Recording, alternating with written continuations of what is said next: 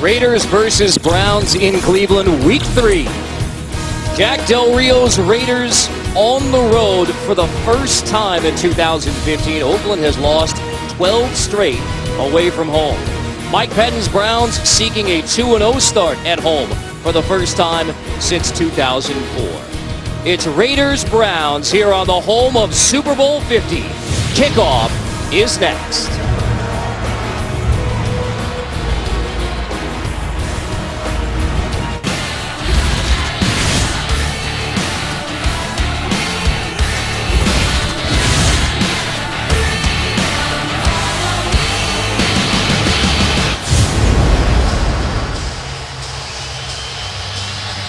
A lovely day in Cleveland, 75 degrees. They say there's a 15% chance of rain, but clear skies right now as we get set for the Week 3 matchup between the Raiders and the Browns. Carter Blackburn, Chris Sims, our CBS crew. Browns won the toss, deferred. It will be Raider football. Travis Coon's kickoff will be brought out by Taiwan Jones. Popped as he reaches the 23, so we will see the Raiders offense led by Derek Carr from the streets of Bakersfield. Fourth quarter last week, throws his first interception of the year, then bounces back to lead the game-winning touchdown drive. Says he wants to be that kind of quarterback, calm, steady, clutch. And that's what he is. I mean, it shows just in meeting him yesterday and Saturday. I've been around him in training camp. Yes, it's his second year, but he acts like he's a 5-6 year veteran at the quarterback position. Those weapons that Chris talked about, Crabtree and Cooper.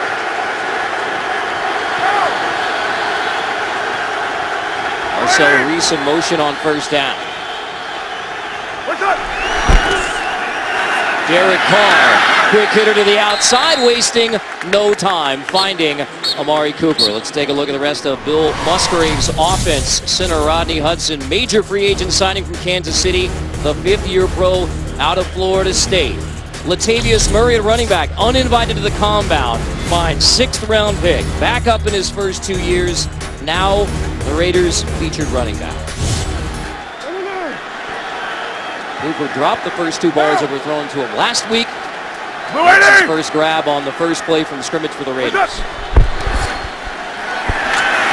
Latavius Murray is wrapped up and dropped for a loss immediately. Armani Bryant off the edge. Armani Bryant, you'll see him here coming off your left side of your screen. But he has truly been their best pass rusher. He pops on film when you watch him through the first 2 weeks. And that was a nice play by him there. Hey, the one thing I'm just seeing here, the first 2 plays right away, Carter, Cleveland putting a lot of people at the line of scrimmage. We're seeing man-to-man like we thought on the back end. Continue to watch this matchup you see right down here with Amari Cooper and Joe Hayden down here. That is going to be where it's all about today. Fargo's play action on second down. Incomplete at the sticks. Knocked away by Tramon Williams. Take a look at Jim O'Neill's defense for the Browns. Nose tackle Danny Shelton, 12th overall pick in the draft, trying to shore up the league's worst run defense. Carlos Dansby, second leading tackler. Deshaun Gibson has the Browns' only INT of the season at free safety. He helped finish off that sack, led by Armani Bryant. 3rd and 12, opening possession for the Raiders. This is where Cleveland is very hard to prepare for. They do a lot of different blitzes on the defensive side of the ball. Picked up on 3rd and 12. Carr delivers again, and it's Amari Cooper again for a Raiders first down. Well, you could see why this kid is special right off the bat. He's a refined route runner. Hey, Joe Hayden did a pretty good job at the line of scrimmage there, but Cooper, hey, this kid's a superstar. There's really no other way to put it. I know he's a rookie. I saw him in training camp, and I walked away with my mouth wide open, basically saying, I've never seen anything like it. He is a Marvin Harrison, Steve Smith type of wide receiver. He has Hall of Fame attributes. The 4th overall pick. Carr on 1st and 10. Gives to Murray again. back to that comment on Amari Cooper. Yeah. Hall of Fame attributes. He's not your normal rookie. First of all, coming out of Alabama, he acts like a third or fourth year pro already. You talk to teammates, the coaches, the way he is a true professional. But yes, the route running, the explosive speed, the quickness off the line of scrimmage. You'll see today, if he gets the ball, the first guy almost will never tackle him. He is unbelievable in space. If he can stay healthy and this offense can keep going, he's going to have an unbelievable career. Roberts goes in motion on 2nd and 8. Screen drops. That's an incomplete pass intended for Seth Roberts. Yeah, just, hey, the screen game this day and age in the NFL, it's another way of almost run, toss, sweep. Just trying to get your offense in a good position for 3rd down. But here we are. This is going to be an interesting thing all game long. 3rd and long. This is when Cleveland, like we said, they like to dial up a lot of exotic blitzes. Can Derek Carr and this offensive line handle that? This offensive line, not great in the run game, but great in pass protection. And you can see here, look at all the people at the line of scrimmage. Who's coming? Who's dropping back into coverage? On 3rd and 8, picked up again. Carr delivers again. To Cooper again. Amari Cooper takes it inside the 25. Another 3rd down conversion. Carr to Cooper. Well, you can see who Derek Carr's looking for early on. This was actually really good coverage by Joe Hayden. There's not too many people on the planet can cover guys like Amari Cooper man-to-man all game long. But that was a phenomenal throw, and then there you see Amari Cooper after the catch. It's special, man. It really is. It's as good as I've seen coming out of the NFL draft in a long time. Biletnikoff award winner is college football's top receiver, named of course after Brett Biletnikoff, the Hall of Fame Raider. On 1st and 10, Latavius Murray inside the 15. Murray shakes his way to the 7. 1st and goal Raiders, but there's a flag on the play.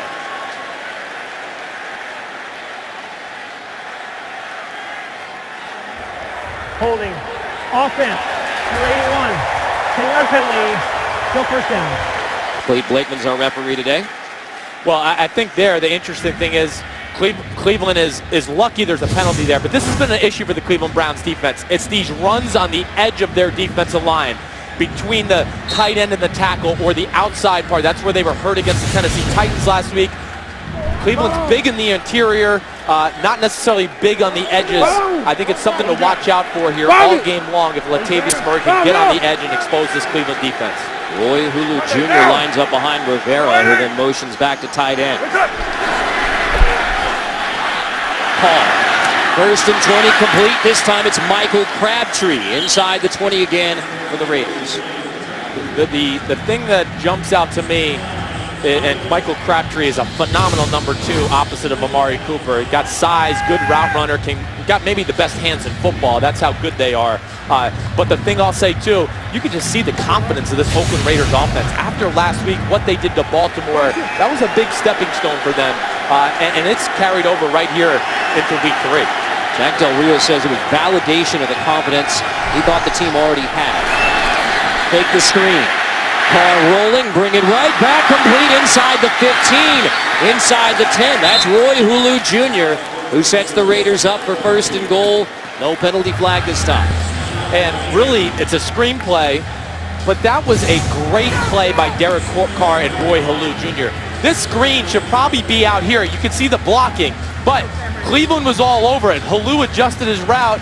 Derek Carr, very smart there as well, gave him a chance to catch it. And this is what Hulu does. He's a good 3rd down back to add a little incentive to the passing game. A game-winning drive last week. Last time Carr and the Raiders offense had it. Opening drive. Murray stuffed on the right side for this Browns defense. Mentioned last against the run. Big challenge for the Browns. Yeah, and that's why they drafted Danny Shelton at the nose tackle position, was to help that run defense out. And we talked to Mike Pettin about it yesterday a little bit. It's been sometimes schematical issues, sometimes players just getting beat one-on-one, and other times just good plays by the offense. But since the Mike Pettin era has started here in Cleveland, stopping the run has not been their strong point. They were the worst in football last year as well. 2nd and goal. Amari Cooper back in the game, bottom of the screen. Carr, hands off. That's Murray. just inside the 5. So 3rd and goal coming up on this opening drive. Armani Bryant makes the stop. 3rd and goal, they're inside the 5. Really, they can call anything here. I expect them to pass the ball, but I wouldn't be shocked if we saw some type of creative game plan run. But the big thing is, let's see what Cleveland does as far as the secondary is concerned. Are they going to give Crabtree or Amari Cooper a one-on-one chance to go up and get the ball? Well played the drive. Carr, rollout, incomplete, intended for Michael Crabtree, left it high with Tramon Williams in coverage. It was very good coverage by the Cleveland defense. Nothing was open for Derek Carr. That's the big reason. He's looking to his left first. They had a little 2-man route combination. Cleveland was all over it. He tries to buy some time, and he makes a safe throw.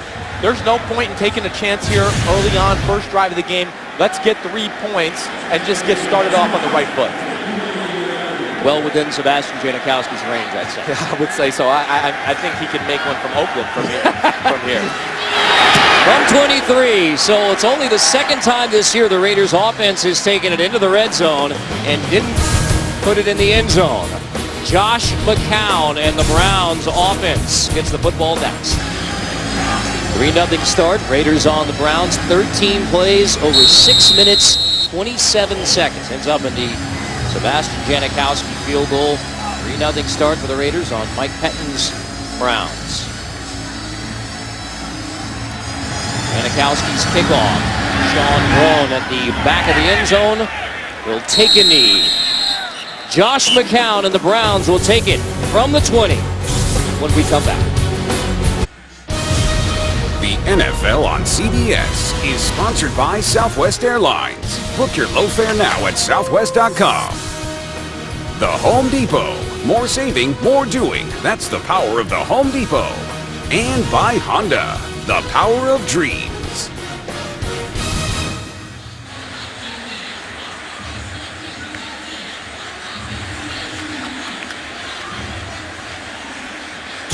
Josh McCown, the native of Jacksonville, Texas in Cherokee County, 4 years ago was starting quarterback in the United Football League. Now in his 9th NFL stop. Browns have made it clear that he is their starting quarterback. McCown will hand off on first down. Isaiah Crowell stood up after a gain of only 2. Let's take a look at the rest of the Browns offensive starters. John DeFilippo's offense.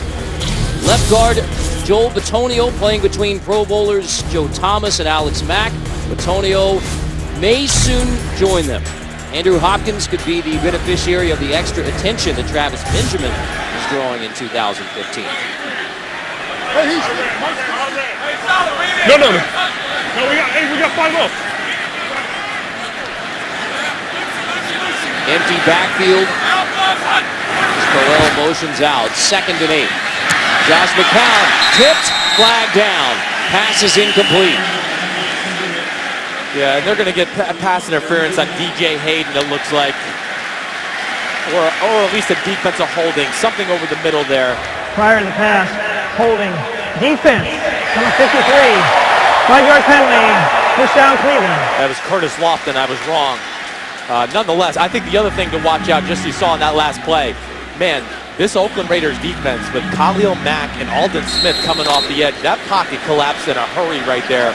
They got a chance to be maybe the best pass rush combo in football, or at least to be up there with the Von Miller, DeMarcus Ware conversation.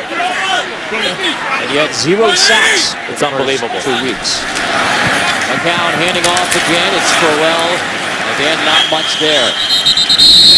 On first down, let's take a look at the Oakland defense. Ken Norton Jr.'s defense tackled Dan Williams, Oakland's free agent acquisition from Arizona in the middle, former first rounder. Aldon Smith signed just prior to week 1. He will line up all over, hoping to get the Raiders' first sack of the year. TJ Carey, big shift in the secondary. Carey moves from corner to safety to try and bolster that position. Nico Clark starts opposite at corner. Yeah, big move, and they needed that. They needed some help at the safety position since Nate Allen got hurt in week 1. Play action on 2nd and 9. McCown with pressure coming in, incomplete. And it was Mack who had McCown wrapped up in the backfield. Flag down.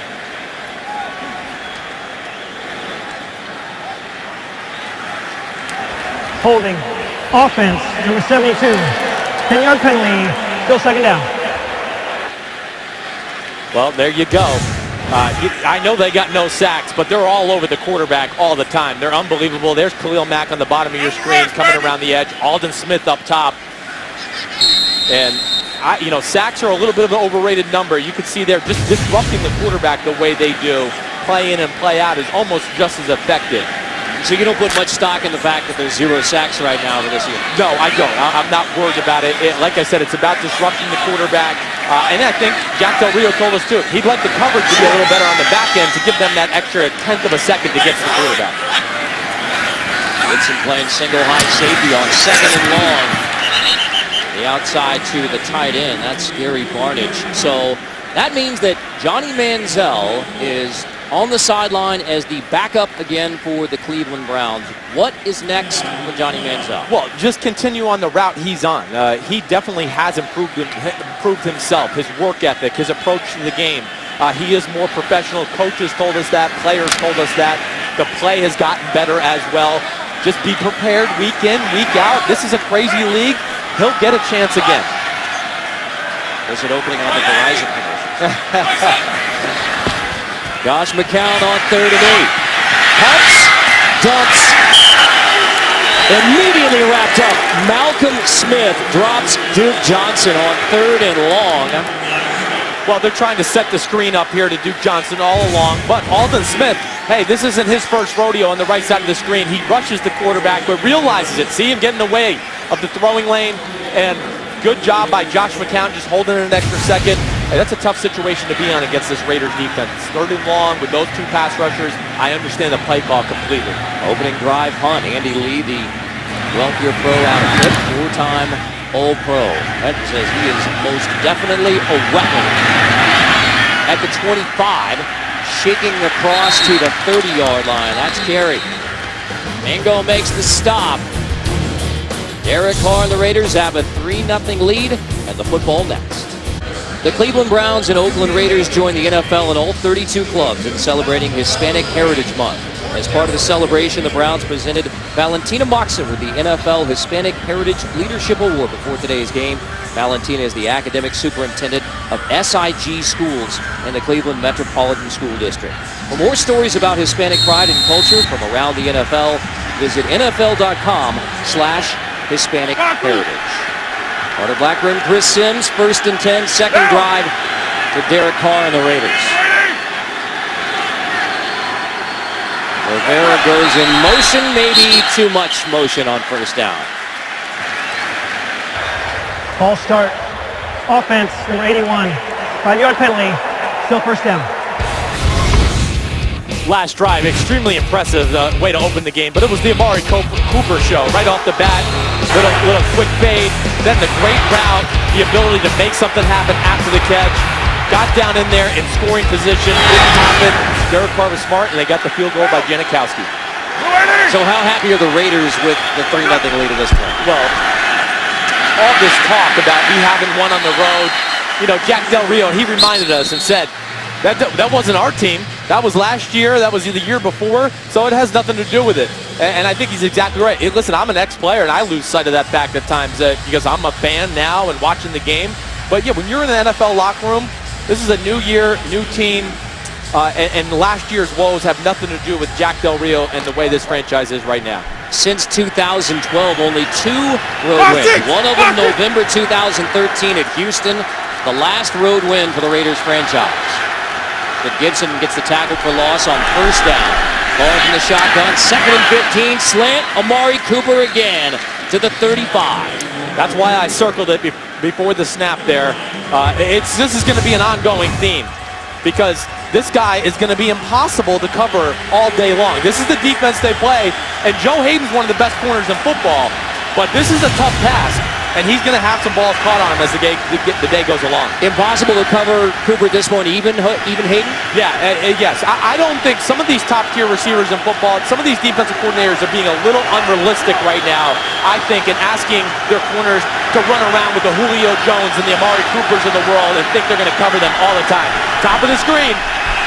Carr pressured on 3rd and 6, delivers incomplete. Flag downfield intended for Michael Crabtree. Yeah, they're going to get Pierre Desir here for holding. And it was a good hold because he was in trouble. Fire the pass. Holding. Defense, number 26. 5-yard penalty. Automatic first down. Smart defensive holding. Smart defensive holding. That's one you'll take. Crabtree was running a little what we call a corner route in the NFL. And you'll see it coming to your left side of the screen here. Either way, Derek Carr, great job by Latavius Murray, great job in the pocket, but he had him beat, and Pierre Desir did a good job of holding him, making sure that completion didn't happen. That could have been 6 points. Instead, 1st and 10 from the 40.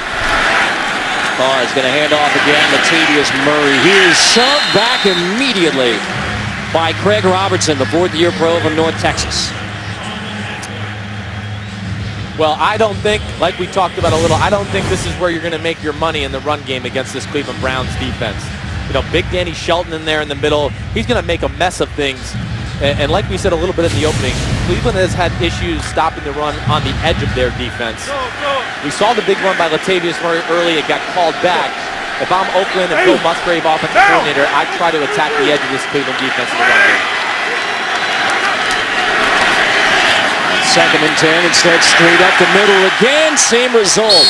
Murray dropped by Bryant to make it 3rd and long after 2 unsuccessful runs between the tackles.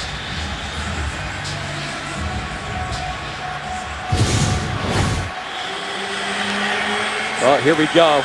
Randy Starks does a good job beating Gabe Jackson. And then Armani Bryant cleans up the mess.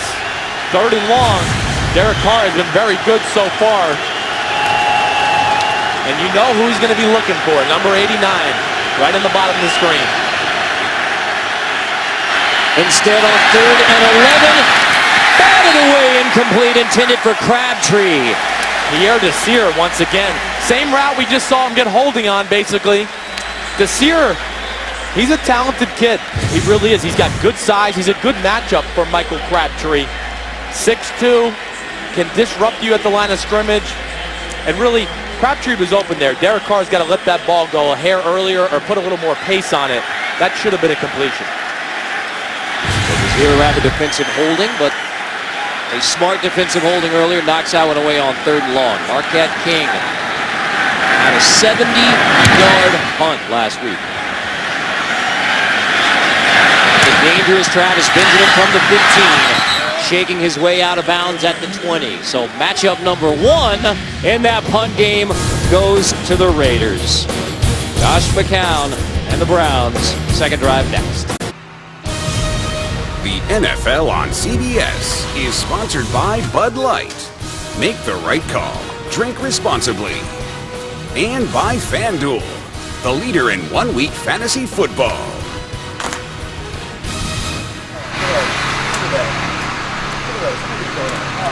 The donut chose, and I guess that is raspberry Melba that you dip it in. I don't need Anthony Bourdain to explain what raspberry Melba is, but the donuts are good enough. I don't need to dip them in anything. No, nothing. Josh McCown, 1st and 10, almost picked. Dropped by DJ Hayden. DJ Hayden man-to-man on Travis Benjamin there. Basically trying to run on what we would call in the NFL a skinny post. He's going to take 7 steps, hit that 7-step, try to go in. DJ Hayden was all over it. He was inside him before the break. That's on Josh McCown there. He's got to be careful trying to squeeze that in. And again, I'll say the collapsing pocket is making Josh McCown having to throw the ball a hair earlier than I think he would like. So the pressure is getting there from the Raiders. It definitely is. It's at least affecting the pass game of Cleveland. 15. Out of the eye, Duke Johnson. Cut back, slips, So only picks up about 3. Hayden will get the credit for the tackle there. Let's look at the keys to the game. Yeah, well, we're seeing it. Oakland's offense, hey, continue to use Crabtree and Cooper because they're going to get a lot of man-to-man. The defense, hey, let's sack the quarterback this game, get one on the board. But Cleveland offense exposed the Raiders secondary. They've struggled against the pass. We've talked about they've yet to do that. And then the defense stopped the edge runs. We haven't seen Oakland really try to run the ball on the edge of Cleveland yet, other than a penalty that was called back. But like we've talked about, it's been an issue for this Cleveland defense. 12 yards total offense for the Browns. So 3rd and 6.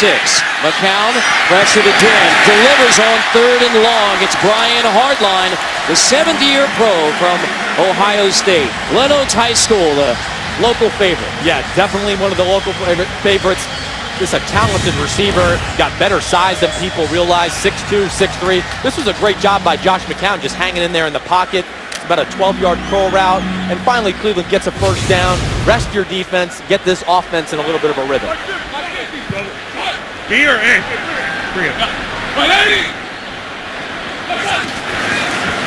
Duke Johnson takes it on 1st and 10, and he is dropped as soon as he touches it. Khalil Mack.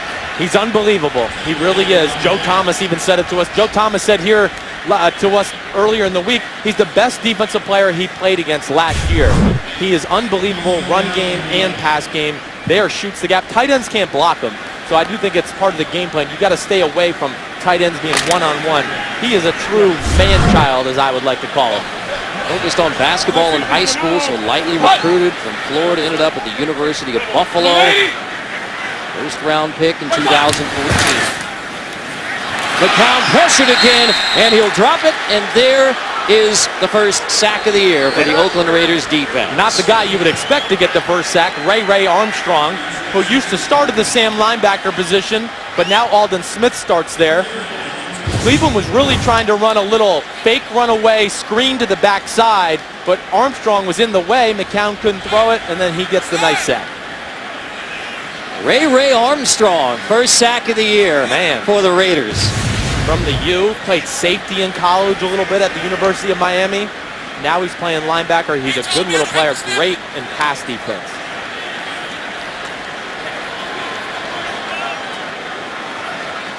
This is the end of the first period. 3-0 Oakland on Cleveland. You're watching the NFL on CBS, home of Super Bowl 50. Your weekend starts with Thursday Night Football when Big Ben and the Steelers match up with Joe Flacco and the Ravens on CBS and NFL Network Thursday nights. 3rd and 14, first play of the second quarter. Josh McCown has Duke Johnson with him in the backfield.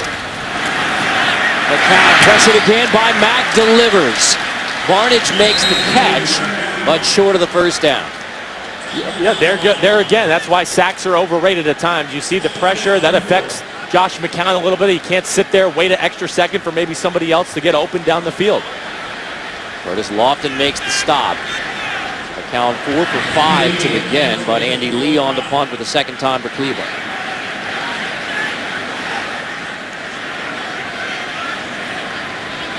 Twelfth-year pro from Pitt, Andy Lee.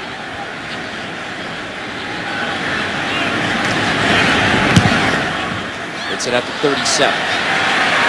Fair catch, grabs it at the 12. 3-0 lead for the Raiders. Derek Carr and Oakland get the football again next.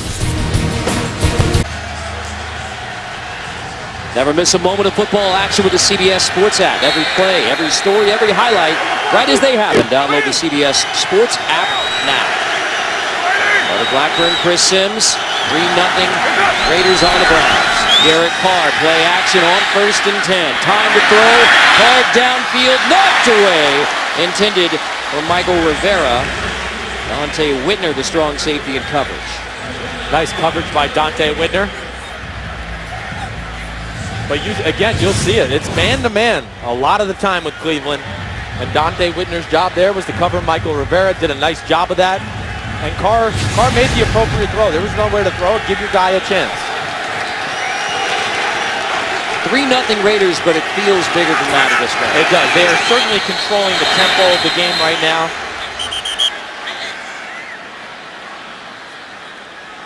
flag down, maybe a timeout before the flag. There is no foul on the play. Prior to snap, timeout Cleveland. This is their first timeout. Substitution issue there, and Mike Pettin not happy about it. No, definitely not, but better that it happens here in the second quarter rather than the second half. But yes, there was 12 men on the field. That's why they had to call the timeout. Ednu celebrated his 49th birthday on Friday. Second-year head coach of the Browns. Well, the Raiders trying to get Latavius Murray involved. 7 carries for all of 1 yard. Yeah, and it had this biggest run of the day called back with a holding penalty, but it's not this kid's fault that they have not been able to get the run game going. He is truly a talented back. They have not opened up a lot of holes. I don't care if, it's Jim Brown or Marcus Allen back there. They wouldn't have rushed for more yards than he has right now. They just got to get this run game figured out. Like we said a little earlier, they pass protect great here in Oakland. They're just not great in the run game quite yet. Give it right back to him. So the 8th carry, trying to get to that magic 15 number as Murray takes it to the 19 to make it 3rd and manageable. Xavier Cooper on the stop. He's truly a physical specimen, Murray. He's 6'3", 230, can really run, and I really think he's got big-time potential. They just got to continue to work on this offensive line and open up holes. But here we go, 3rd and short. Definitely a favorable position for the Oakland Raiders offense. Out of the eye, play action. Carr, incomplete. Amari Cooper the target again, this time dragging. First time Cooper has been targeted and incomplete. Yeah, and I think Derek Carr here, he had time. I thought he could have thrown it to the front side to Seth Roberts, but nonetheless, I understand this. This is the second read for him coming across the formation. Cleveland was ready for it, and Dante Hittner, as I like to call him, there on the spot. 3 straight incompletions for Carr after the hot start on the opening drive.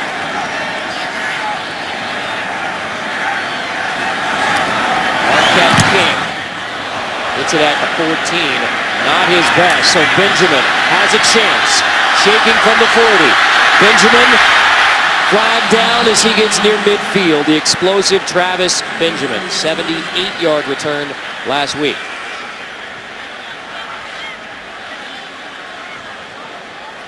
We are going to get holding on the Browns. But that is the punt that Jack Del Rio does not want. He told us that specifically. I want hang time so my guys can get down there. Let's get the call from the referee. During the return, illegal block in the back. Receiving team, number 51. The 10-yard penalty from the spot of foul. First down, Cleveland. Benjamin on offense with the Browns when we come back to Cleveland.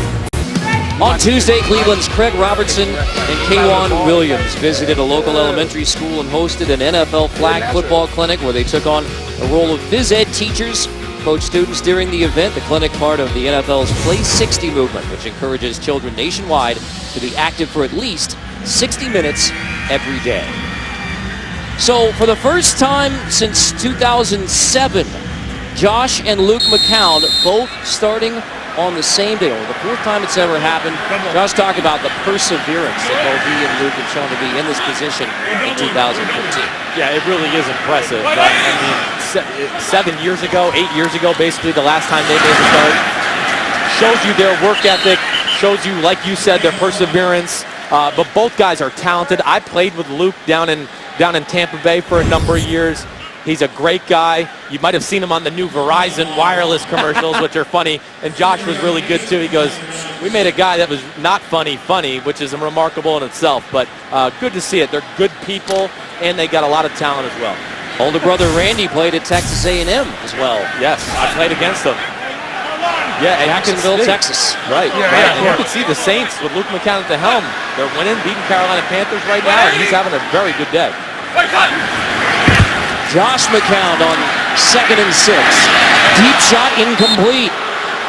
Missed Barnage trying to target the tight end again. It's Charles Woodson in coverage, and Woodson a bit slow getting up. Yeah, well, he's got that banged up shoulder from week 1 against the Bengals. But yes, Charles Woodson, first ballot Hall of Famer, awesome guy, stud of a player, whether it was corner or at safety, Heisman winner.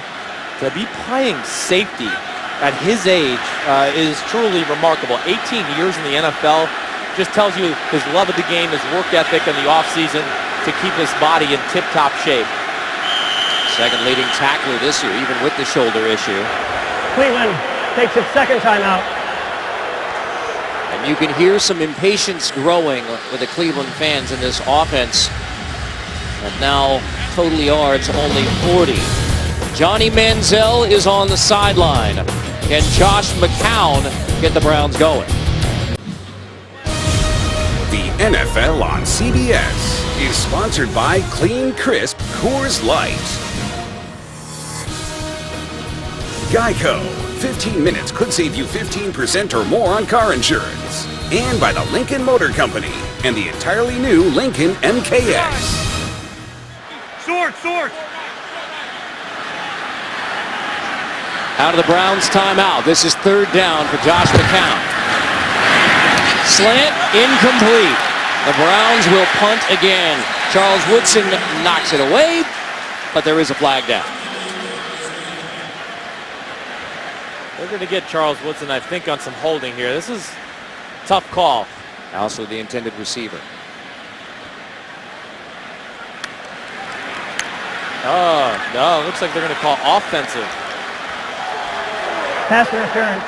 Offense, number 84. Penalties decline. Brings up fourth down. Well, good to see it. You know, offensive players do get away with too much. It's so hard to play defense this age in the NFL with all the rules against you. I thought they were going to call Charles Woodson for maybe getting his left arm on the receiver there when he broke the ball. But you'll see here at the bottom of your screen, it's a little contact with both. There's no doubt. But I think it might even happen a hair before that with a push-off from the tight end. Rulebook says they have equal rights to the football, but that's rarely the case. Yes, rarely enforced. Andy Lee. That's Cooper. Amari Cooper with the punt return, shaking his way to the 20. So Amari Cooper getting involved in special teams as well. Coming up on the Verizon Halftime Report. Join JB, Tony, Bart, Boomer, and Coach Cower for all the latest NFL scores and highlights, as well as preview that Thursday night matchup on CBS and the NFL Network. That's all coming up on the Verizon Halftime Report. I'm interested to see what's going on around the league. Some good games, some good matchups. This matchup's pretty good here, though, right now. Oakland was in control early. It's kind of evened out right now, and it's really up for anyone's game at this point. Only 3 on the board. That was the opening field goal for Derek Carr and the Raiders. Flea flicker. Carr from the 10. Complete. Crabtree. Flag down as Crabtree hauls it in at the 34.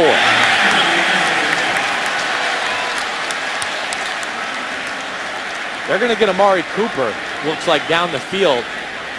Pass interference. Offense, number 89. The 10-yard penalty. Replay first down. Back-to-back plays from scrimmage. That's like never happens this day and age in the NFL. But trying to set up the flea flicker. Amari Cooper's trying to act like he's going to block the safety so he can run the post over the top. You know, I don't know about that. Don't throw the flag at all. That had nothing to do with it. They just run into each other. I don't get that. I don't get that penalty call at all. I really don't. Back-to-back offensive plays. Offensive pass interference. One for the Browns, one for the Raiders. Pressure coming on 1st and 20. Another flag. Motion on the line. False start. Offense, number 86. 5-yard penalty. Still first down. Tight end Lee Smith. They haven't put themselves in great positions to start a lot of these drives. They overcame it in the first drive with some big third down throws, and that's why they got 3 points. But ever since then, first down has not been real friendly to the Oakland Raiders, and now you're, of course, first and a mile here. Carr won for his last 4.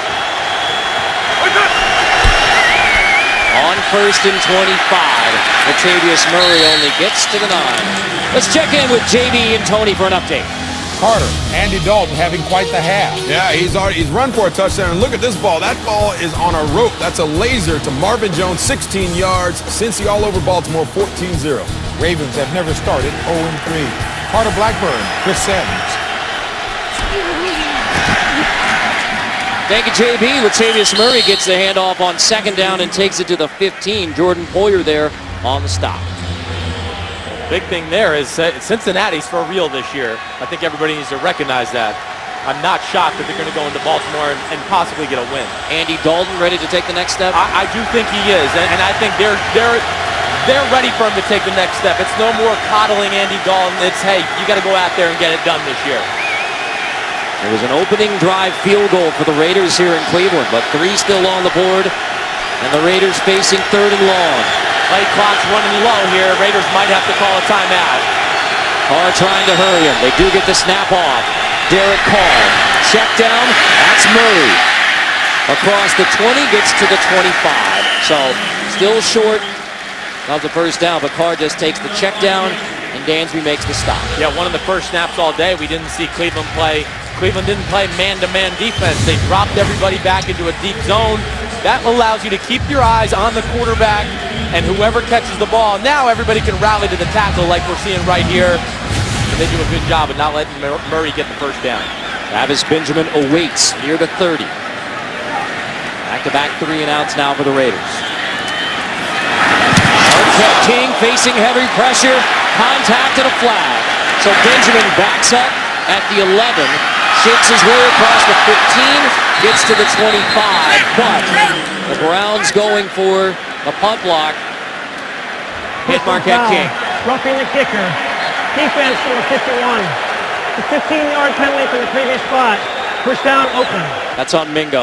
Well, yeah, it's a tough break. They are going for it. You got to use better judgment as you're going after it, especially in a 4th and 5 situation, because roughing the kicker or running into the kicker here, and even if it was the 5-yard variety, I think they still would have got the first down here.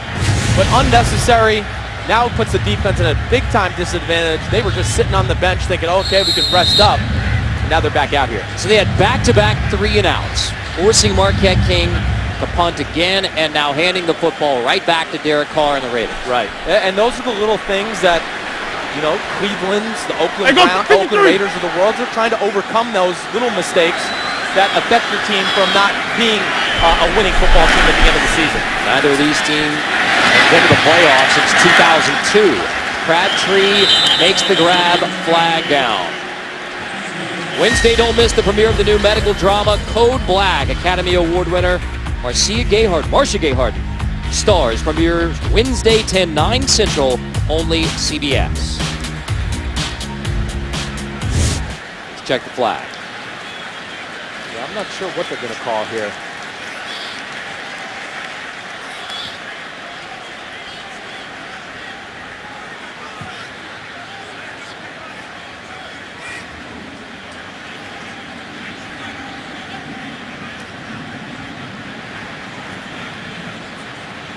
There is no foul for an eligible man downfield in play. Play stands, brings up first down. So it's a catch for Crabtree right at the 50.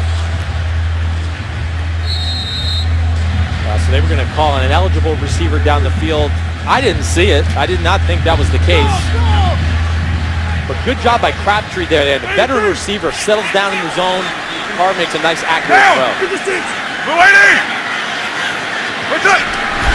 Carr under center on 1st and 10. Fakes and then dumps incomplete on a busted play intended for Cooper. They were trying to do what we saw the first play of the game. It's a run play, and if Derek Carr likes the matchup on the backside with Amari Cooper, he's going to throw him the fade route. But there you go, young quarterback, young receiver, not on the same page. If you made me guess there, I would say that was an Amari Cooper. He should have kept running. Instead, he hooked it up. Our second year out of Fresno State, Amari Cooper, rookie, 4th overall pick from Alabama.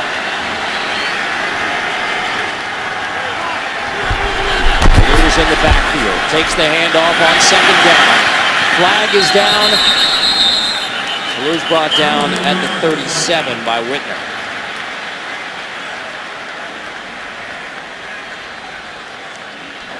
Ball start. Offense, number 72. 5-yard penalty. Replay second down. Donald Penn. Well, big Donald Penn, we played together with the Tampa Bay Buccaneers. You see him here on the right side of your screen right here. Well, that's a tough call. He's actually trying to give a signal to Derek Carr and the running back, and as he's doing it, the ball is being snapped. So, tough break for the Raiders, but the proper call by the referees. So back-to-back miscommunications. The busted play to Cooper, and then the false start. And now another discussion, Clete Blakeman. The clock is correct now.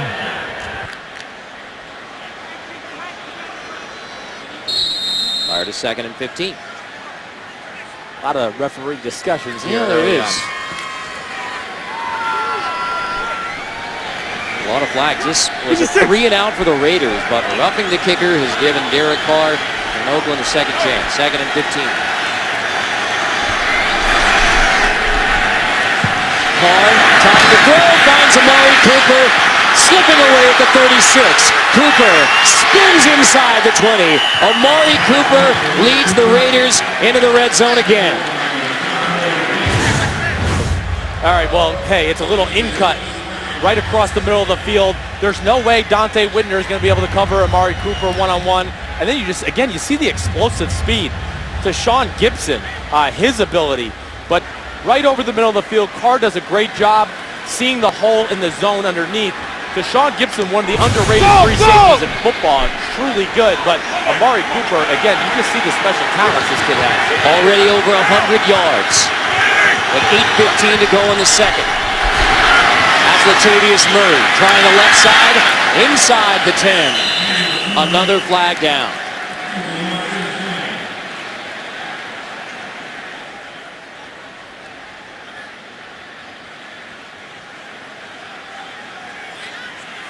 It's been determined that there is no foul in play for holding. Play stands. Second down. Amari Cooper, most catches by a Raider in the first 2 games, breaking Jack Larsheed's record from 1960, the inaugural year of the Raiders franchise. You know, I know I made your jaw drop when I said future Hall of Famer, but the kid is special. He really is. And they're going to base their offense around him, which they should. Week 3, Chris Sims says future Hall of Famer. Carr looks to Crabtree in the end zone, incomplete with Tramon Williams in coverage. When you have a guy like Amari Cooper, it makes defenses change their game plans.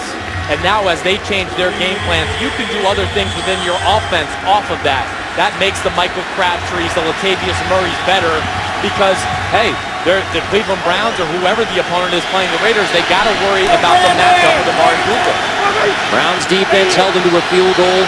First trip to the red zone. This is 3rd and 3. Murray stretches inside the 5. It will be 1st and goal for Oakland. Right up the middle, found a little cut back lane and lowered his shoulder and got it. Danny Sheldon makes a stop. Raiders go hurry up, 1st and goal. Browns bring pressure up the middle. Murray tries to bounce it outside.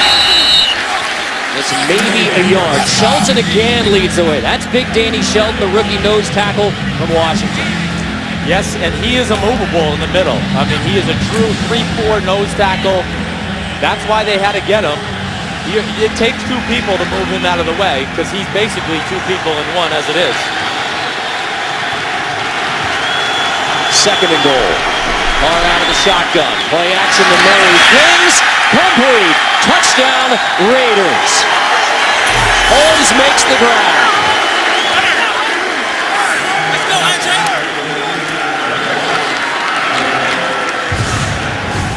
Well, great play design. Great job just getting the ball out of your hand quickly by Derek Carr. Another accurate throw. And he's got some big receivers that he can make these type of throws too. Andre Holmes, 6'5". You know, Crabtree. Those type of guys are very friendly to a quarterback when you're down in the red area. First touchdown of the year for Andre Holmes.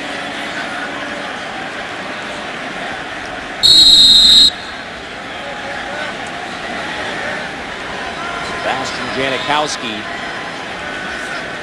on for the PAT. 10-0 Raiders. It was a 3-and-out for Oakland. The Browns had them stopped, but the roughing the kicker penalty leads to touchdown pass number 4 of the year for Derek Carr. 10-0 Raiders.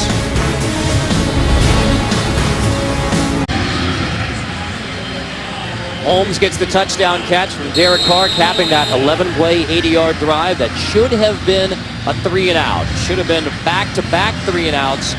Credit the Raiders for taking advantage. Definitely took advantage, and that's why, winning is a skill in the NFL. And those are the little things that are a difference between a team having a winning record at the end of the year and maybe being 6-10. Touchback. Let's go back to the TD drive. Well, you said it already. It came back to the roughing the punter. That got the Raiders offense back on the field, and then it became, Mr. Amari Cooper. And yes, yards after catch are his specialty. And then they get down there, and Derek Carr, a little play action, jams it in there to Andre Holmes. Well done. Raiders got momentum back on their side, that is for sure. 10-0 Raiders. The Browns have only 40 yards of offense. They have yet to cross their own 40. McCown play action, that's incomplete, intended for Travis Benjamin. Yeah, that's a play they got to hit as a quarterback, a wide receiver this day and age in the NFL. Hey, the fans are here. I know they're booing. They want Johnny, but just take it from me watching here at the game. There hasn't been a lot of open receivers yet for this Cleveland offense, so it's not quite time to start chanting Johnny, Johnny. You said definitively before the game you agreed with Pettine's decision to go with Josh McCown, sticking with him. Yeah, totally. At this point, it's about a body of work, off-season, training camp, all those things. That's why Josh McCown is the starting quarterback. Crowell is dragged down by Aldon Smith. Released by the 49ers after his third DUI, signed the one-year deal with the Raiders just prior to the season. Well, you see him on the right side there, and no fullback is going to block Aldon Smith. Aldon Smith is one of the freaks of nature in the NFL. The Raiders got 2 of them, both of them on the edge of the defense. But man, yes, they have a chance to be a special pass rush tandem. Only 4 rushing yards for Crowell. So it's 3rd and long for Josh McCown and the Browns again. Stepping up in the pocket, McCown delivers downfield. That's Barnidge up the seam to get it across the 50 for the first time. Yes, and really great job by Josh McCown buying the extra time. You're going to see Barnidge come from your left. He's going to cross over. This is a zone defense. And they're looking at the quarterback, of course. Charles Woodson lets Barnidge get behind him. And McCown makes a very good throw on the move. Hopefully this gets the Cleveland Browns offense jump-started. 40 yards. That's as much as Cleveland had total offense prior to this drive. 2 receptions already for the Browns tight end. Browns exploiting that matchup again as McCown goes deep and incomplete. Intended for Gabriel. Nico Thorpe in coverage. Nico Thorpe, nice little corner, fits what they want to do here. This is the Seattle Seahawks defense now with the Oakland Raiders. It's Ken Norton Jr. They're running a similar scheme. I would like to continue to see more and more passing on first down from Cleveland. I don't think you're going to run and be successful on this front 7 of Oakland. They're big. They got run stoppers. We talked about Khalil Mack and Aldon Smith on the edge. I think you got it, like I said, keys of the game. I think you got to throw it first to open up the run. Nico Thorpe steps into that corner role. Terry moves to safety. 2nd and 10, McCown incomplete. No flag. That's a new addition, David Amerson, who they acquired off of waivers from the Washington Redskins. Long corner from North Carolina State, covering Hawkins in the slot. Little hand use there, but hey, I'm old school. I don't want to see every ticky-tack foul in the world. It's football. There's going to be some hands-on receivers and vice versa. You like the Amerson pickup? I do. I think he really fits, like you said, it's a Seattle scheme. They don't need a lot of guys to play man-to-man. They want guys with length that can disrupt their line of scrimmage and then run and not let anybody behind them. 3rd and 10, McCown over the middle, complete. Barnidge again, the tight end who has plagued the Raiders through the first 2 weeks. Again here in the first half. Yeah, you're exactly right. They have been plagued by tight end play, whether it was Crockett Gilmore last week for the Baltimore Ravens or Tyler Eifert the week before for the Cincinnati Bengals. But a zone defense, Curtis Lofton playing Tampa too. He's trying to get deep down the field. And Barnidge does a good job just sitting up right at the sticks and getting the first down. 4 catches for Barnidge, 71 receiving yards. McCown converts on 3rd down. Best drive of the game for the Browns. Duke Johnson going in reverse. Malcolm Smith leads the way. Malcolm Smith, the Super Bowl MVP, if you remember from when the Seahawks beat the Denver Broncos. Athleticism is his specialty. You see him at the top of your screen here, though. Running sideline to sideline. He's as fast as Duke Johnson. He is a very good athlete, can really run. But like I said, this offensive line for Cleveland, it's legit, don't get me wrong. But this front 7 for Oakland, people are going to talk about them as the year goes on. You're not going to be able to run on them with some of the big people they got in the interior part of their defense. Smith now the Raiders leading tackler. McCown 2nd and 16 to Benjamin, slipping away for a first down. Right at the sticks, Travis Benjamin makes the grab, eventually brought down by TJ Carey. Well, just a simple little curl route. Gets back to the ball, breaks the tackle. Benjamin's scary after the catch, but love the play call. One-on-one matchup outside. Just have your guy beat their guy. E.J. Hayden misses the tackle. T.J. Carey finishes it off. First kick to the red zone for the Browns.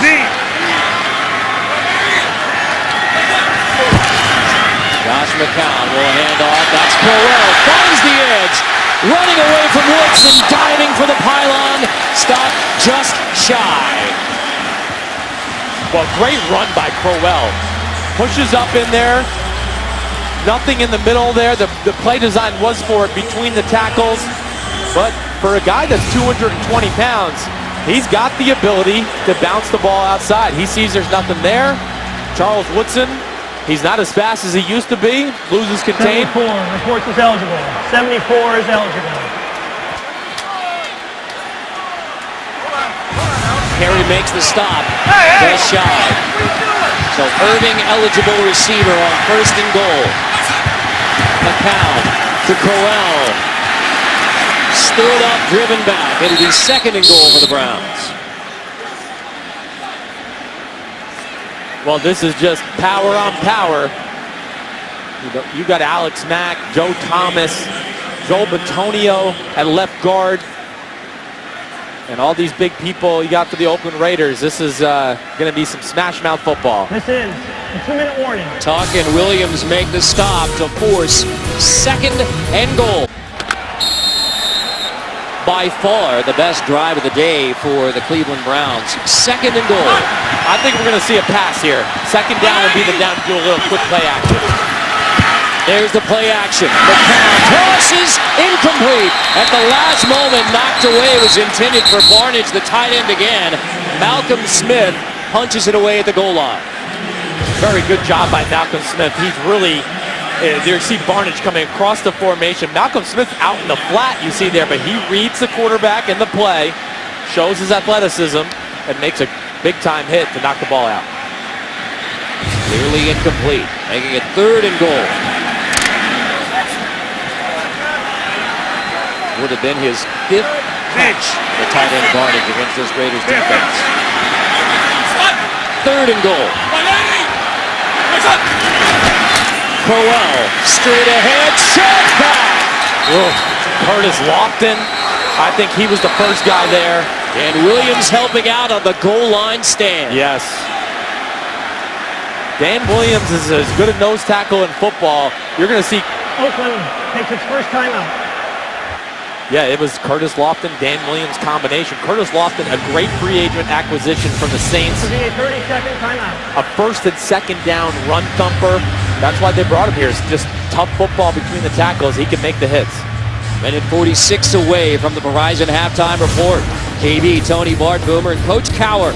All the latest NFL scores and highlights, as well as a preview of Thursday Night Football on CBS and NFL Network. That's all coming up on the Verizon halftime report. Carter Blackburn, Chris Sims, 4th and goal coming for the Browns. And the offense is on the field for now and during the Oakland timeout. Yeah, they're going to go for it. I'm surprised. I'd kick the field goal. I really would. It's 10-0. You need 2 scores at some point. This is risky here. 4th and goal. It's Duke Johnson who's in the backfield with Josh McCown. Empty out, flag down on 4th and goal. Yeah, it's going to be a false start. They're going to kick the field goal now. False start. Offense number 75. 5-yard penalty. Still 4th down. Huge mistakes by the Browns in the first half. Yeah, they've had some untimely penalties. This is the 2nd biggest penalty of the first half, other than the roughing the punter. But yeah, they could have called that on left guard, right tackle Mitchell Schwartz. They all got a little impatient in their stance. I'm not so sure the center didn't snap the ball a hair late too. But either way, nobody on the same page there. Might be a blessing in disguise if they get the penalty and at least get the 3. Get on the scoreboard. Travis Coon's 2nd field goal attempt of his NFL career. 24-yarder is good. So 3 on the board for the Browns as the Raiders a goal line stand to keep the Browns out of the end zone. Touchdown lead for Oakland. The NFL on CBS is sponsored by Progressive, making it easy to bundle your home and car insurance. And by Pandora, the next song matters.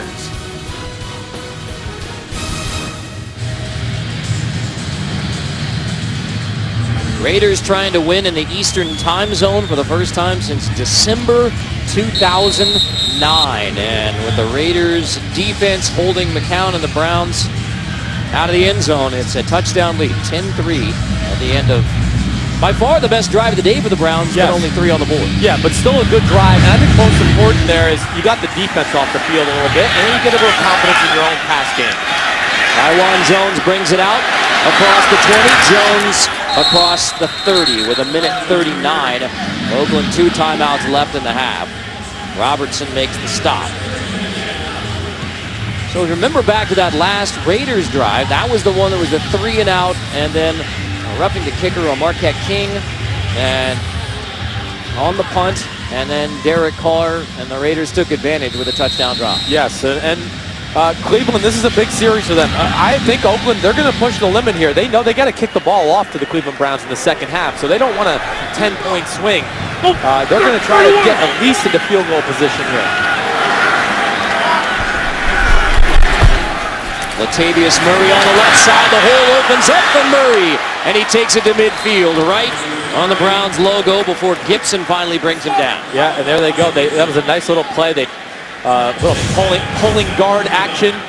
You see, pulling tackle by Austin Howard, but nonetheless, big hole for Latavius Murray. And now you're pretty much in field goal range. Carr, another check down. That's Seth Roberts. Sprints inside the 20. Knocked out of bounds near the 15. Gibson knocks him out of bounds again as the Raiders go downfield unopposed. Wow, well, that's what happens when you play a lot of man-to-man sometimes. You get crossed up in the middle of the field. Nobody picks up Seth Roberts. Derek Carr did a very good job of buying a little time. Nobody else was open and just finding Seth Roberts at the last second. Seth Roberts, a guy they really like in Oakland. 55 yards on the last 2 plays. Ooh, yeah, and if you're Oakland here, you run the football now. Now you don't want to give Cleveland the ball back with time to score. Carr, play action, zips it incomplete. And they intended that was Roberts again, who had the game-winning touchdown last week. Yes, and they said, no, Chris Sims, we're going to go for 7 right now. Just go ahead and take the TD, right? But that play was there. That's, you'd like your receiver to catch that, and you'd like Derek Carr to throw a little bit better of a football. But nonetheless, NFL, that should be completed. The Browns took those 2 early timeouts, so only 1 on the board left for Cleveland. Right. Clock stop now with 1:05. Carr out of the shotgun. That's Cooper in motion. Carr's going to hand it off to the fullback, Marcel Reese. Nothing much there on 2nd down. So 3rd coming up. Yeah, and proper call there. Let's see if Mike Pettin decides to use a timeout. No, he's not. Doesn't look like it. So now you're Oakland, you're happy with what you did there on second down. You ran the ball, the clock's gonna move. Derek Carr, hey, you'd like a touchdown here for the Oakland offense, but be careful. You're up 10-3. You'd love to go in at halftime, up 13-3. Crabtree at the top of the screen.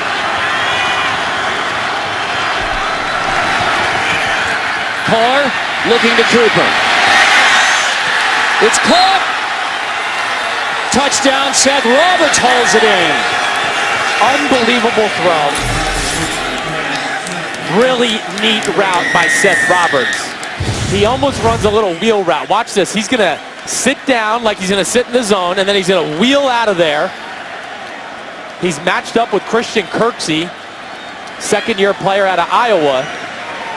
And I just can't say enough about the throw. And, of course, a nice contested catch by Seth Roberts. So Roberts, who had his first touchdown grab, the game winner versus Baltimore last week, and now has his second TD grab. Janikowski boots through the PAT. An all-too-easy touchdown drive for the Raiders at the end of the first half. 17-3. Practice squad 2014, so it's the first year on an NFL roster for Seth Roberts, active out of West Alabama, had the game winner in week 2, and now another touchdown grab here in week 3. Last 2 drives for Derek Carr and the Raiders have resulted in touchdowns. Now in 5 plays, 70 yards in less than a minute and a half. Well, they got confidence, and we knew that when we met with them on Saturday. That last week changed them. It changed their thought process. I gave them that self-belief. And, hey, Derek Carr's got weapons around him for the first time in his career. He is making it happen. Janikowski's kickoff brought out. Ball's loose.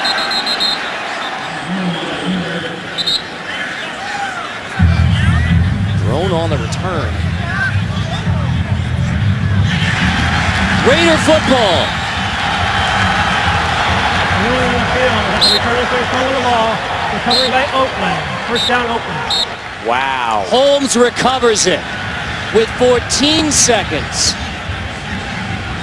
And a bad first half for Cleveland gets even worse. And special teams won The them. previous play is under review. Oh, it's going to be close. The right elbow, we didn't see it clean there, but the right elbow might have been down before the ball popped out. Oh, he's down. So Cleveland will dodge a bullet. They will get the ball back. But the ground can't cause a fumble.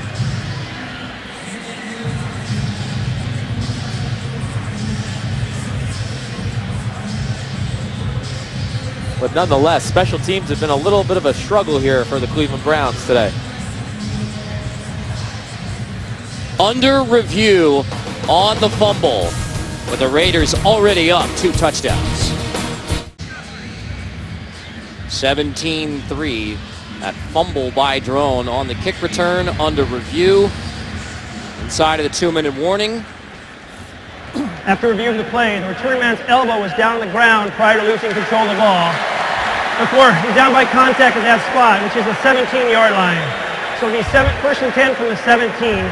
Please put 15 seconds on the game clock. 15. Meaning it's Browns football. We bring in Mike Carey to talk about that fumble. That was Yeah, guys, I think it's a little too much smoke in that one to really definitively say to confirm or reverse. The ball starts to rotate right before the elbow hits. You can't tell whether there's a fumble or not. If I was in the booth, I would let that stand. so lack of that indisputable visual evidence. That's interesting. I'm interested to hear Mike say that, because that's why, hey, his eyes are better than mine. He's done this. I thought, but I see what he's saying here. Ball maybe just coming out a hair before. The ball rock right there. Little rock. You can't.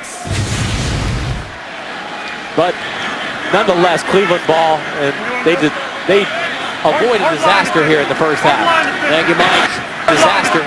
Already 17-3 Oakland on Cleveland, and so The Browns running out the clock at the end of this first half. Duke Johnson has the carry. So 17-3, Browns fans displeased with that first half. Yeah, well, certainly. And I think the big play of the first half was the roughing the punter call. That really kind of changed the game altogether. The end of the first half. So a game-winning drive for Derek Carr and the Raiders at the end of week 2 and a 17-3 lead at halftime here in Cleveland. That's the end of the first half, 17-3. We'll be back. Verizon Halftime Report.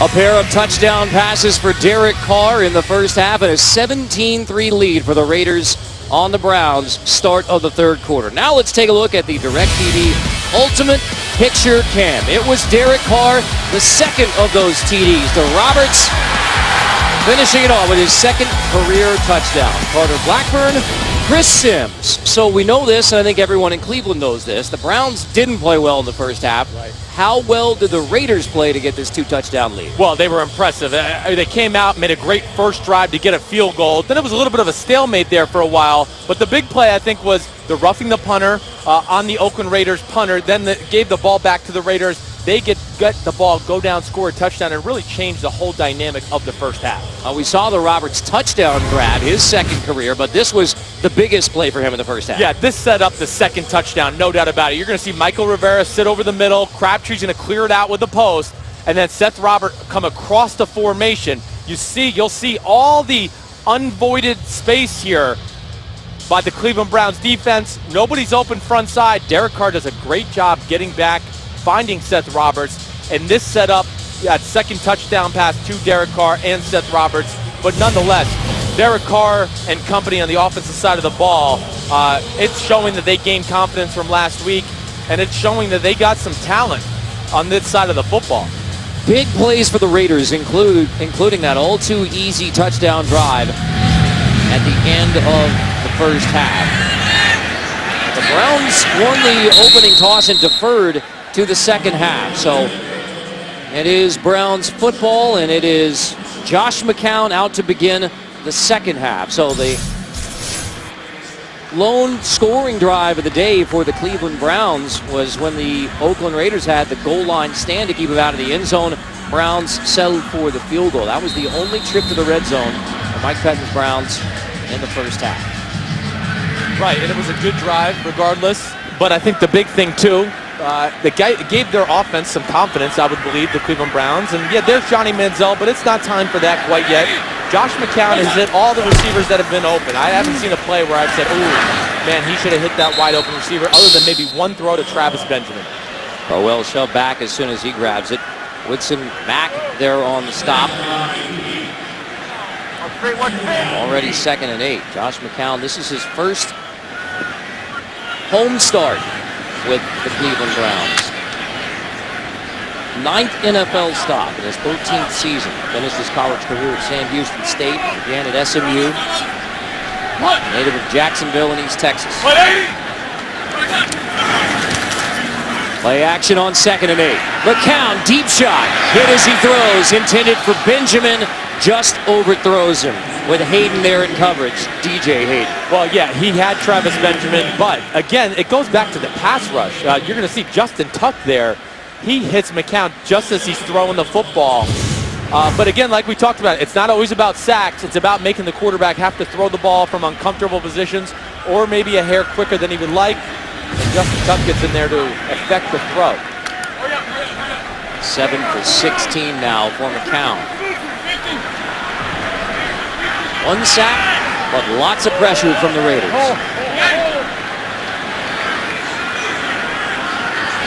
Third and 8. Play clock winding down. McCown gets it off. Pressured again. Dropped at the 15. Malcolm Smith finishes off the sack on Josh McCown. Well, Oakland brought pressure.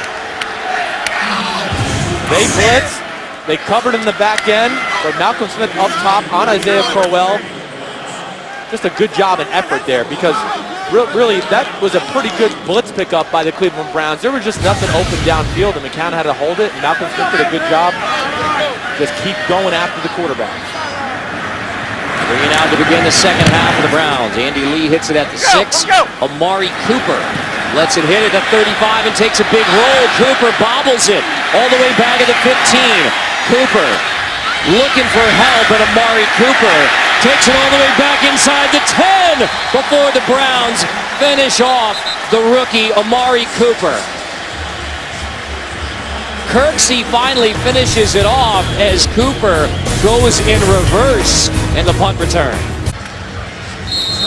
Replay every game of the 2015 season on demand. NFL Game Pass. Go to NFL.com/Game Pass to start your free trial. A net 76-yard punt. What's up? A failed return from Amari Cooper. So Carr out of the end zone finds Michael Crabtree. Gets it out to the 12. Brought down by Tramon Williams. A good little drive started there. Play a little bootleg. Crabtree comes behind the offensive formation. But you talked about it. That punt was big. You know, going 3 and out. Oakland had a chance to get the ball in favorable position. At least they're going to have to work for it now, starting to drive inside their own 10. 11 straight road losses. You factor in London loss versus the Dolphins. That's 12 straight losses away from Oakland for the Raiders. Got a 2-touchdown lead here and another huge hole. Murray takes it across the 40. Latavius Murray brought down inside the Browns 35. Joe Hayden finally makes the stop on Latavius Murray, 54 yards. Well, right up the gut, right behind Jamarcus Webb, but huge hole. And then you get to see some of the skill of Latavius Murray. For 6'3", 230, the guy can run.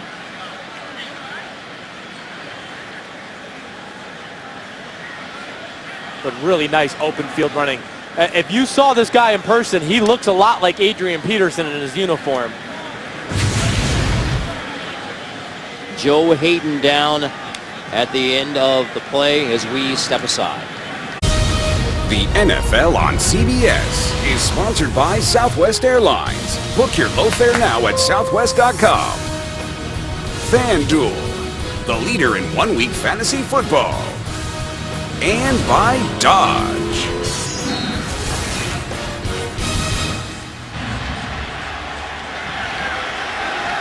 After a 54-yard run from Latavius Murray, has as many rushing yards today, almost as he had in the first 2 weeks of the season. Empty backfield, 1st and 10. Derek Carr, incomplete, intended for the fullback Marcel Reese. Dante Whitner knocks it away.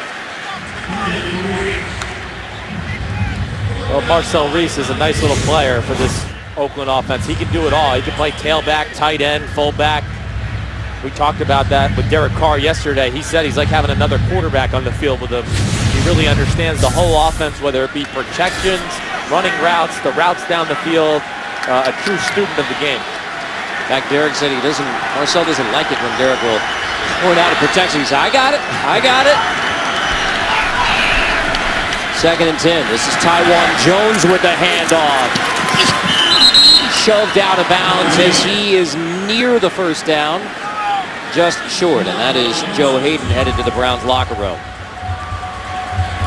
Up bounds right at the 25.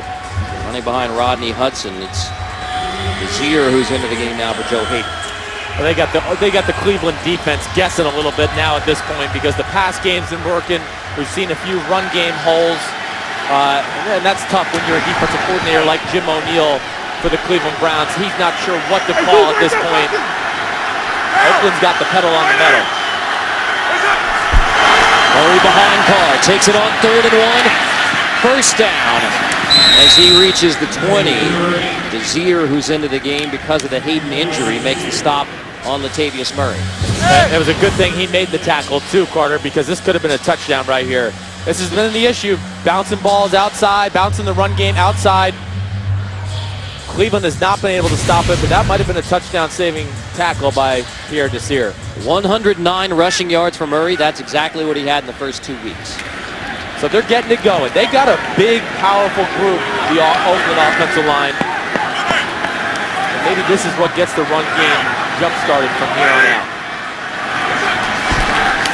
From the 20, 1st and 10. This is Taiwan Jones. Finds the corner, cuts back. Jones stretches ahead with a heck of a run for the 5th-year pro from Eastern Washington. Kirksey finally finishes it off. Well, again, little misdirection. It's meant to bounce outside like you see right there. Robertson does a good job, but Taiwan Jones does a nice job cutting it back. Robertson down right now with a little injury. You saw he slipped. His leg looked like it got caught under him just a little bit. 126 rushing yards for the Raiders combined. So starting to get that ground game going. So we've seen Hayden go down after the long run from Murray. See Robertson go down here on the cutback run from Taiwan Jones. You know, those are the things that do happen when you're on the field a lot as a defense. You get worn down physically. Desmond Bryant was out today with a shoulder. K'Wan Williams was scratched after the 3rd concussion for him in less than a year. Right. And K'Wan Williams, that was a big loss for this Cleveland defense. He's a nickel slot corner. He does a great job in all the slot receivers in football. So that hurts their coverage.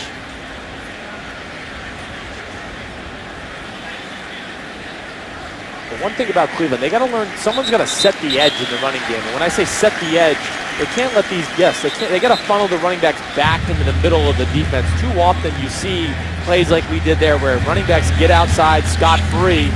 And I think if you look at a lot of the other top defenses in football, very rarely do they let the run game bounce outside their outside linebackers or their defensive ends.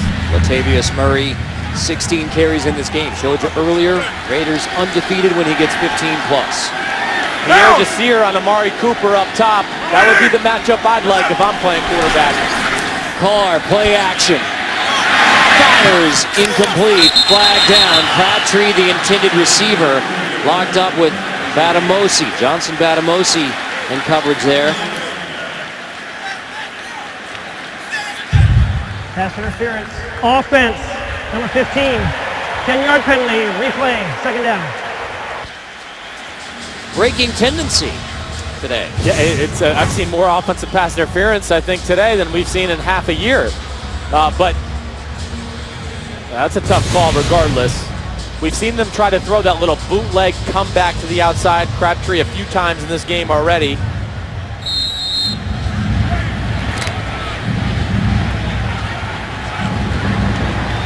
So 2nd down and 13 against a banged-up Browns defense. There it is again up top, though. Same matchup. Empty backfield. Carr slant incomplete. Off the hands of Crabtree. Batamosi again in coverage.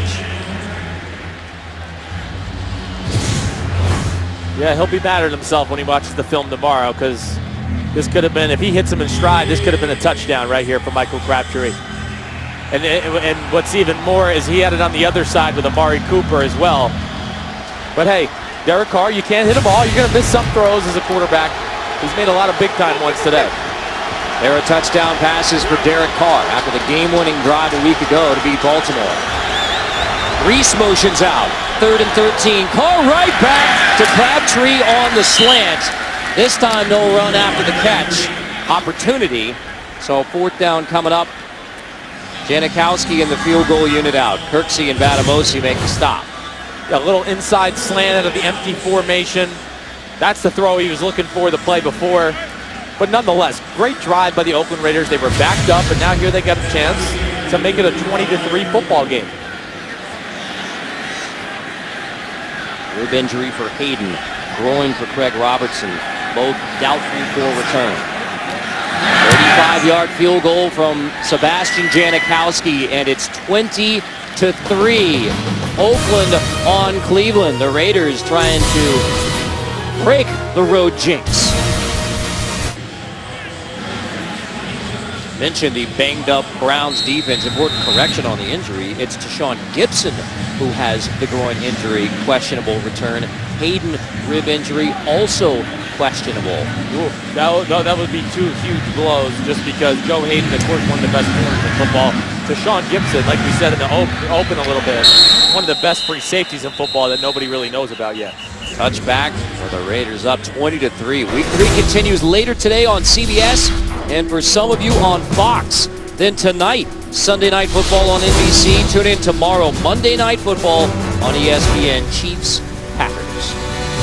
That'll be a fun one. I think it's going to be a lot closer game than people realize, Chiefs, Packers. Chiefs secondary is legit. Green Bay's offense a little banged up. And you got to remember the Chiefs had a few extra days. They played on Thursday night against Peyton Manning and the Denver Broncos, so they should be ready to go. Carter Blackburn, Chris Sims from Cleveland. What do you need to see out of Josh McCown and the Browns offense on this drive? Well, I would just like to see a little bit more consistency in the pass game. I do think whether it be short game, intermediate pass game, we got to see a little bit more of it here in the second half. Play action. Pressure on McCown, he slips away.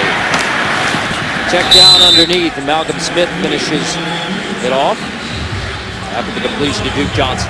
But there you go. I think you got to eliminate a little of the first and second down run mentality right now. Start to put a little pressure on this Oakland defense and just execute, just like you saw right there. Hey, nothing open downfield, throw it down to your back. 2nd and 2. This is the offense's advantage. One scoring drive, one red zone trip. 850. For the Browns offense, flag down. Here, Josh. False start. Offense, number 81. 5-yard penalty. Still second down. Tight end Jim Dre. And that has been one of the issues of the first half. Like we said, you're in a favorable position with 2nd and 3, and now it's 2nd and 7. You're going to throw the ball. I would. I don't think you're going to run the ball successfully, consistently on this front 7 of Oakland. I would continue just to nickel and dime this pass defense. Another flag down, free play, it's tipped incomplete. They got Aldon Smith in the neutral zone. Offside. Defense, number 99. Player was in the neutral zone at the snap. 5-yard penalty. Replay second down.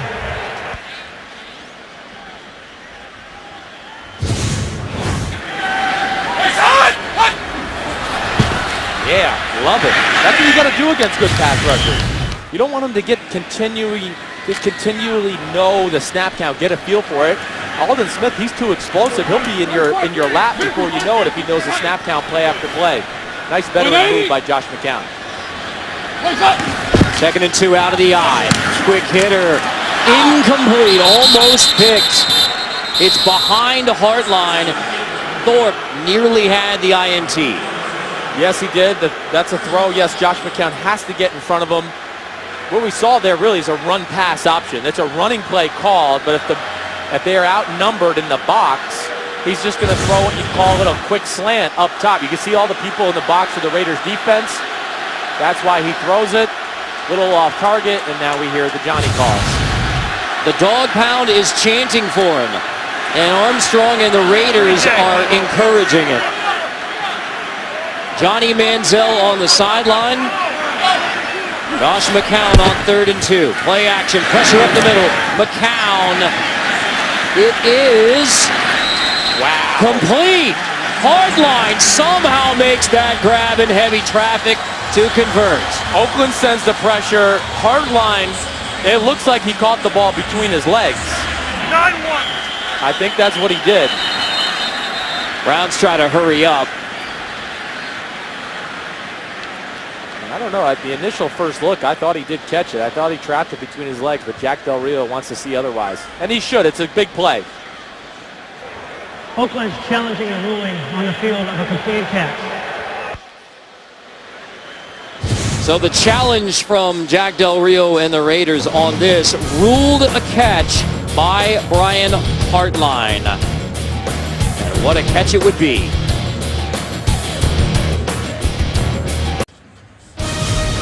The NFL on CBS is sponsored by DirecTV. If you call yourself a sports fan, you gotta get DirecTV. and by Rent.com, where everything's totally legit.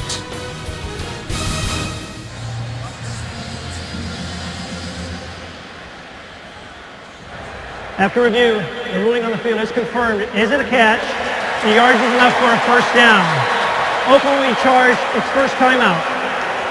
Rulebook says if the ball touches the ground after the player secures control of it, it is a catch as long as the player continues to maintain control. And that's exactly what happened here. I mean, he did a great job. You could see the ball. I don't think it ever touches the ground there. He traps it between his legs. And it was a good challenge by Jack Del Rio, too. It was a third down. He wants to get them off the field and go for the knockout punch with his offense. Even after losing the Challenger level. Yeah, I do. Empty, complete. That's Benjamin shaking his way across the 45. Let's go back to New York. JB and Tony. This guy has been Mr. Durable, Tony. Yeah, he has. This is not really a good look for the Pittsburgh Steelers. Mark Barron comes in here, gets tripped up, goes a little low, hits Ben right in his knee right there. We don't have reports as far as what type of injury it is, but it did not look good. He gets carted off the field. Back to Carter Blackburn and Chris Sims. Here in Cleveland, McCown, the incompletion on second down. How big an injury is that? Well, I mean, Ben Roethlisberger is one of the three best quarterbacks in football, in my opinion, and that offense was on pace to be almost a record-setting type offense with all the weapons he has. Le'Veon Bell back today for the first time. That would be a huge blow to the Steelers. Their defense is not top-notch like years past. They needed the offense to be big time. And the Thursday matchup on CBS and NFL Network. And now the big question, will Ben Roethlisberger be there for the Steelers? Right. Third down and short. Pass incomplete intended for Hausler. Aldon Smith and bringing the pressure. Yeah, Aldon Smith, it's the second play in a row he deflected a pass. Just size, length, and that's, of course, great football IQ and recognizing the short pass game and getting your hands up. But Cleveland's going for it right here. And Oakland is not organized. They're going to have to call a timeout. Cleveland only 1 for 3 on fourth downs. And there's the timeout. So the unsuccessful challenge timeout won. Now a defensive timeout. One left for Oakland with 7:12 to go in the third, but the Raiders are up 20-3. Well, yeah, this Oakland defense, it's very good, and I think we're seeing that. It was a bad week one showing, but I've liked everything they've done with this football team. GM Reggie McKenzie, top-notch. And I understand what Mike Pettine's doing here. I think this might be the proper call. His defense has shown no signs of slowing down Oakland the past few series. Joe Hayden, we don't know if he'll be back. Deshaun Gibson, we don't know if he'll be back either. So he wants to not only rest his defense, but he realizes his offense is going to have to start doing something. 4th and 2. Offense still out there after the Oakland timeout. Duke Johnson in the backfield with Josh McCown. Out of the shotgun on 4th and 2. Yeah. And now Johnson will motion out. McCown complete. And the Browns convert. It's Barnidge, the tight end again. 4th down conversion for Cleveland. Well, we would just call this a little stick route. Why stick? Barnidge does a good job just working Malcolm Smith there, and that's a nice safe throw by Josh McCown. C.J. Wilson is down for the Raiders. Barnidge makes that grab. 5 receptions now for Barnidge. That's his first of the second half. As the Browns try to continue to go to the tight end. C.J. Wilson, another one of the big guys in this front seven that I said I have liked for the Raiders. They're already down one of their best big guys in Justin Ellis. Him and Dan Williams, it's 700 pounds of big boy in the middle of that defense when they're in there. So they're a little thin at the position as it is right now. This will hurt. Ellis down with an ankle injury. C.J. Wilson, the 6th-year pro out of East Carolina, hobbling back to the Raiders sideline. Career high for Barnidge.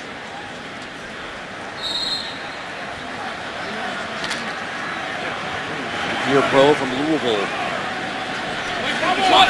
Rocker.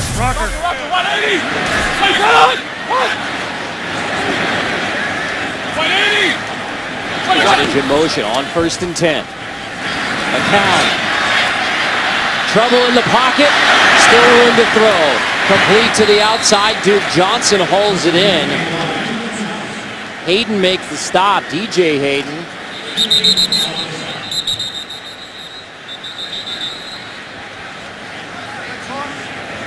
And it's Hayden who is down on the Browns sideline after making the tackle. Well, McCown does a little bit of his Johnny Manziel impression here, dancing around in the pocket. Nobody was open. He did a good job getting the ball there to DJ Hayden. And this is the one thing that's been unfortunate for DJ Hayden. I really like him. First round pick a few years back out of Houston, but injuries have been an issue and plagued him throughout his young career. The McCown-Manziel comparison in the pocket. And now they grew up near each other. Right. McCown, Jacksonville, Texas. Johnny Manziel, originally from Tyler, Texas. Then the family moved to Kerrville in the beautiful Texas Hill Country. Right. Where he went on to star for the Tybee High School Antlers there in Kerrville, Texas. You're from Texas. Right.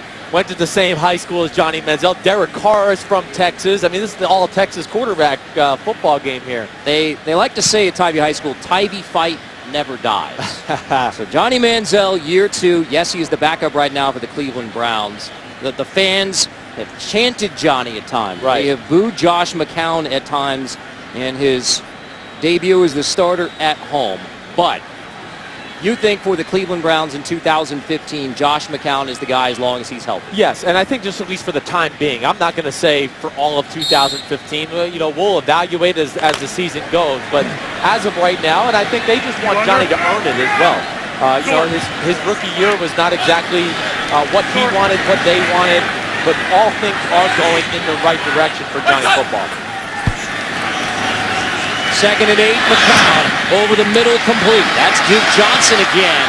But Johnson wrestled down as soon as he grabs it. Malcolm Smith makes the stop to force 3rd and long. And again, you see the speed of Malcolm Smith. I mean, he's got no problem running with Duke Johnson, who was an extremely explosive running back out of Miami.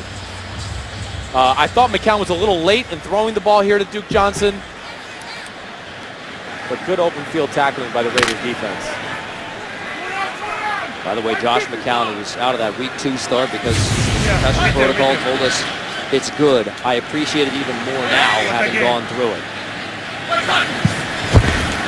McCown on 3rd and 8, slant, caught, 1st down. Hartline, people don't realize how big Brian Hartline is until you see him in person. He's 6'2".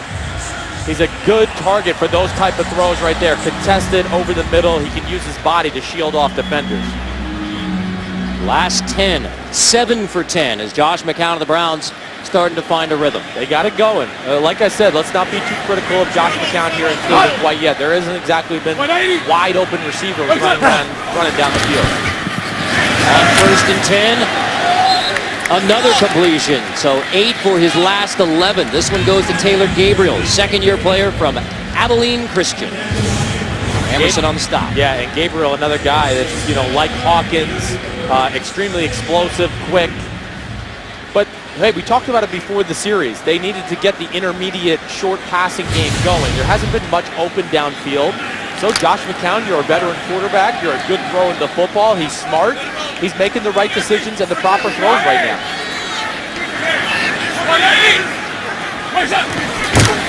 On 2nd and 2 from the 29, Crowell hitting the backfield. Malcolm Smith blows it up. Crowell will be just shy of the 1st down. 3rd and short coming up. And, you know, regardless, this is a 3-score game.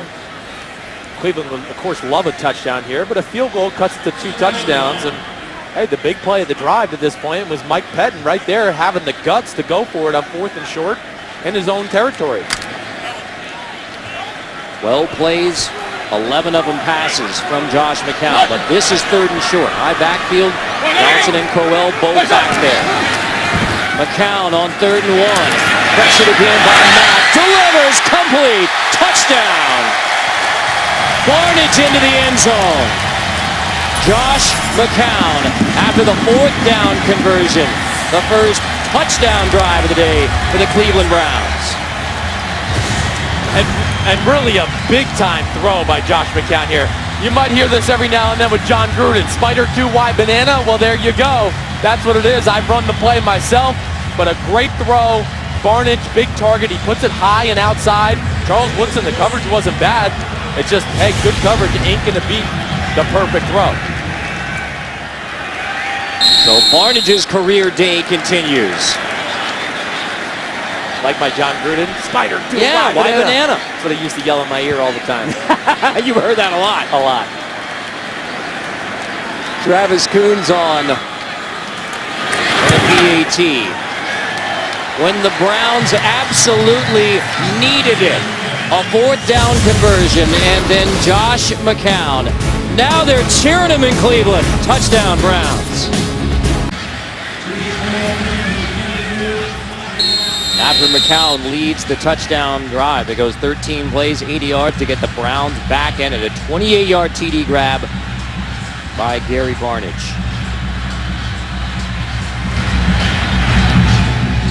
Travis Coons kickoff. Bobbled by Taiwan Jones, so he will take a knee for the touchback. 4th down, Mike Pettin says we're going for it on that last Browns drive. Well, he deserves all the credit here because that's a big-time call for the head coach to make right there in your own territory. But nice little play call by John DeFilippo, offensive coordinator. Then he goes back, like we said, to the old Spider 2 wide banana. And McCown, that throw, that's a phenomenal throw. Josh McCown, hey, listen, I know everyone here wants Johnny Manziel. He is the most exciting college player I have ever seen. I understand that. But McCown's still good. He can still lead your offense to a lot of points. Our first TD grab since 2013 for Barnidge. So, Derek Carr and the Raider offense. Travius Murray. Joe Hayden back in the game for the Browns. That's big. And you know, you heard, we talked on the break. I thought Oakland, the last time they had the ball, should have took advantage of Hayden being out of the game and took advantage of Amari Cooper versus Pierre Desir on the outside a few times. But nonetheless, they didn't do it. But Joe Hayden, hey, they need him out here. They're going to play man-to-man. It's man-to-man right here, 2nd down. And he's as good as it gets as far as cover corners. Cooper doesn't have a catch in the second half. Lined up against Seth Roberts. They're on 2nd and 7. Play action. Carr zips it complete. That's Marcel Reese, the fullback, shedding tacklers, rolling across the 50. Marcel Reese shedding more defenders as he takes it inside the 25. Tramon Williams finally brings down big Marcel Reese after 55 yards. Well, what a great little route. It's really what we'd call like a corner stop. He's running like he's going to run a flag route. He does like almost a reverse curl, but this is why I love this guy. He can do everything. We've seen him play tailback, fullback, and now there he goes, lines up at tight end, and makes a big-time explosive play for this Pats offense. He's a big man, Marcel Reese. 250 pounds to be able to run like that's impressive. Ready? Push up. Carr on 1st and 10, gives it to Murray. Latavius Murray, nothing much on the right side. You say defenders bouncing off the guy, usually it's an exaggeration. They were literally bouncing off of Marcel Reese. Yeah, and I got a chance to talk to Bill Musgrave about the running back position. He said to me a few weeks back that if they got desperate and Latavius Murray got hurt, Marcel Reese would be the new bell cow of this offense. That's who he trusts to carry the ball between the tackles 20 to 25 times a game. Taiwan Jones in the backfield now with Carr on 2nd and 8. No! Why? One-on-one at the bottom of the screen. Play fake, Carr zips it on the slant. Seth Roberts makes the grab again. Roberts near the 1st down. Williams in coverage. Sorry to cut you off there, Carter, but that's nice play design by the Oakland Raiders. Bill Musgrave, we've seen them do this a few times today. Kind of let the tight end clear it out in the middle, and then the 2 outside receivers coming in slants underneath. And Carr, coming from Fresno State, that spread offense, he can get the ball out of his hand as quickly as anybody in the NFL. There's Bill Musgrave there.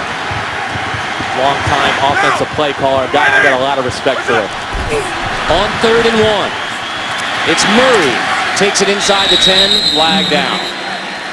Yeah, they're going to get 96, Xavier Cooper, first-year player to Washington State. He jumped the gun a little bit at defensive tackle position.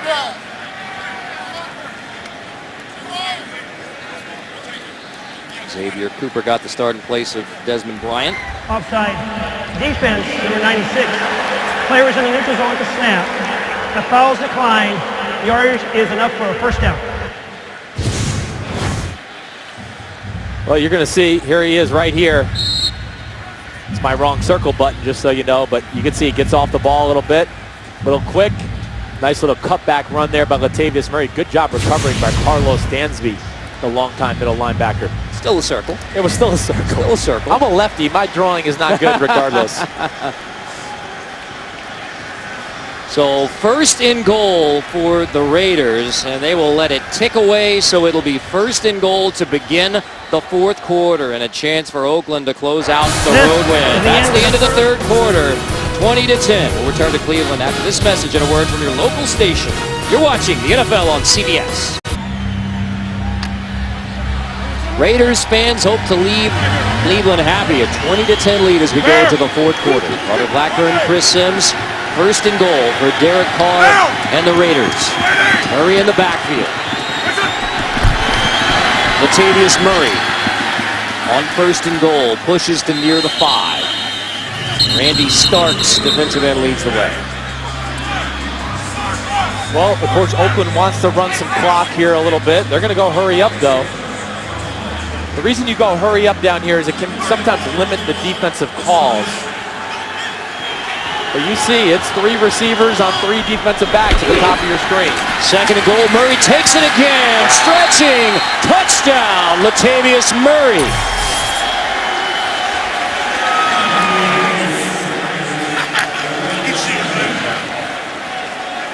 Raiders start the fourth quarter with a touchdown from the third-year pro from UCF. Yeah, right up the middle, and then he just kind of carries Markevius Mingo into the end zone here. But that's what happens when you got a running back that's 6'3", 230. I love Murray. I think he can be one of those top-tier running backs in football. You give him some holes. You can see he can run with power. He's got speed to break the big ones, catches the ball well into the backfield.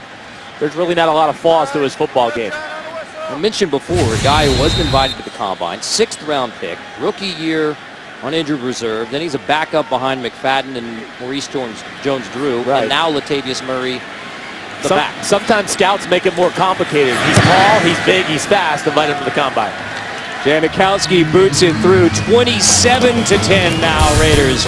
Carr leads another touchdown drive, capped by Murray. Thursday night football now has a big question mark. Ben Roethlisberger, left knee injury today.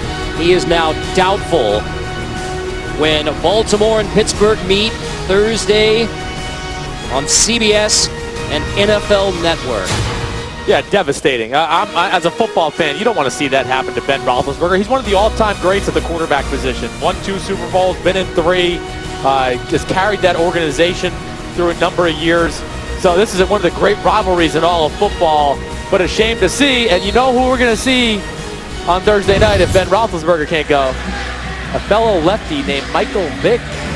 And Michael Vick, boy, he can work it in that offense, because Michael Vick can throw the ball down the field as good as a Ben Roethlisberger. So hopefully they don't miss a whole lot within that offense. Touchback, Browns get it at the 20. Saturday, best game for the best conference. Alabama takes on Georgia.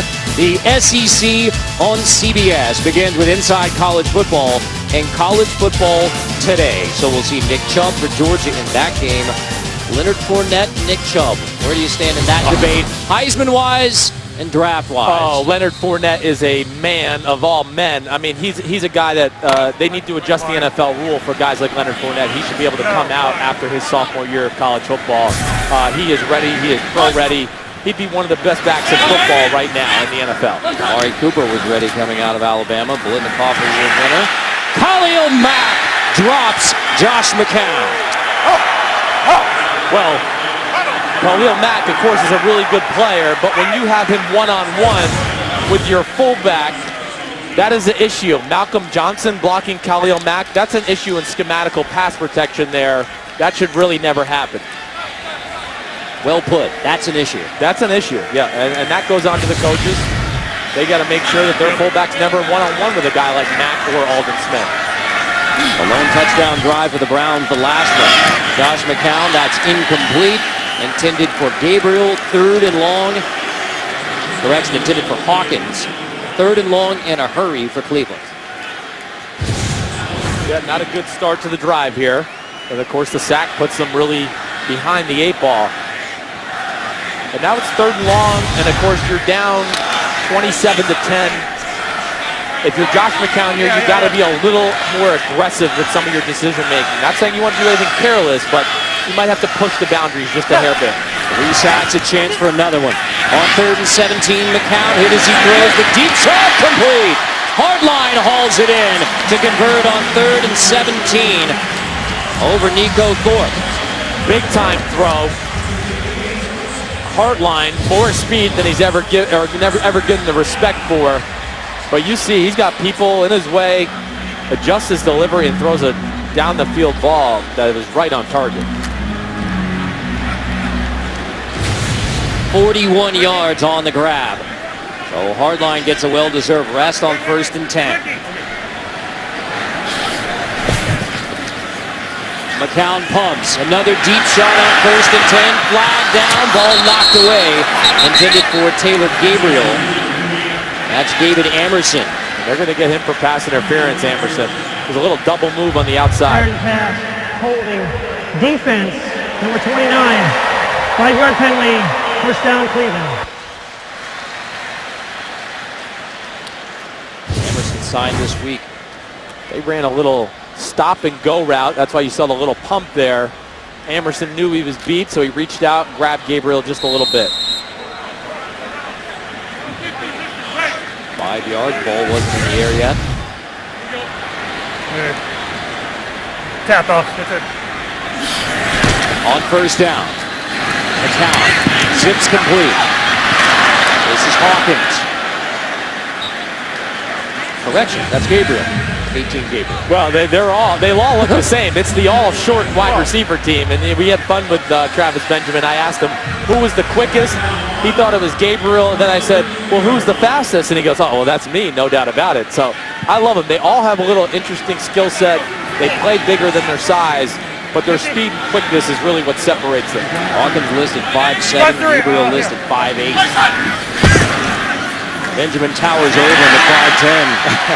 Crowell takes it and converts. 1st and 10, Cleveland. Woodson and Lofton combine on the stop. Yeah, right up the middle here. Oakland's got their pass rush defensive line in, and Charles Woodson's down. I think he might have just aggravated that shoulder a little bit. So Charles Woodson slow getting up for the 2nd time today. The 18-year pro.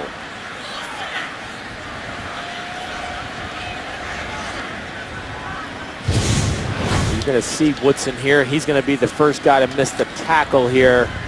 And looks like he just kind of falls right on that right arm right there. And man, I knew that hurt. Playing that safety with a shoulder injury. I mean, you got to use your shoulders all game long playing safety. That is just, he's a tough sucker. He really is. I got the ultimate respect for him as a person, a player. I enjoy talking to him. Like I said, first ballot Hall of Famer in my mind, no doubt about it. Now Woodson at safety. Raiders D will try and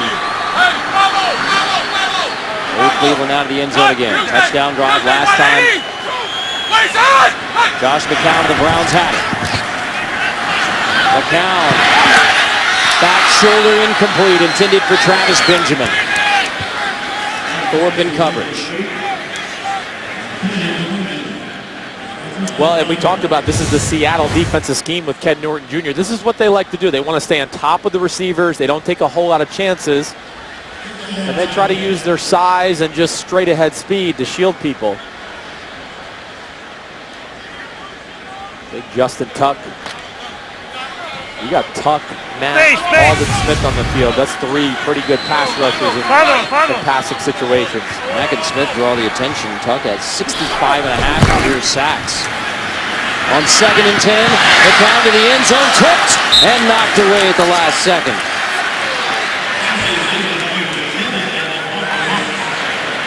Asante knocks it away.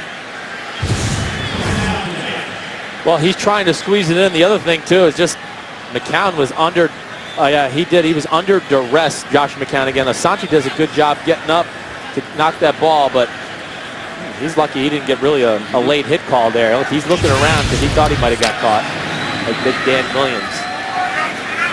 Sword. 5-3. Sword. Johnson in the backfield with McCown.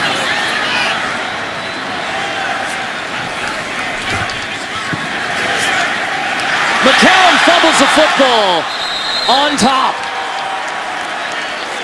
Mac Daddy, Khalil Mack, once again, they're making up for all their missed sacks the first 2 weeks. They are getting there here. And you'll see Mack, the spin move first, then around the edge to stay, the balance, the power, everything about the guy is remarkable. That's a big time play, it really is. Schwartz gets back on top of it after the strip from Mack. Whew. Raiders bearing down. This is a 41-yard attempt. Travis Coons. And it is good. That is a new career long for Travis Coons. First year kicking. Khalil Mack and the Raiders. 27-13. The NFL on CBS is sponsored by Verizon. Watch live primetime games with NFL Mobile only on Verizon. Toyota, let's go places. And by McDonald's, teaming up with the NFL like never before.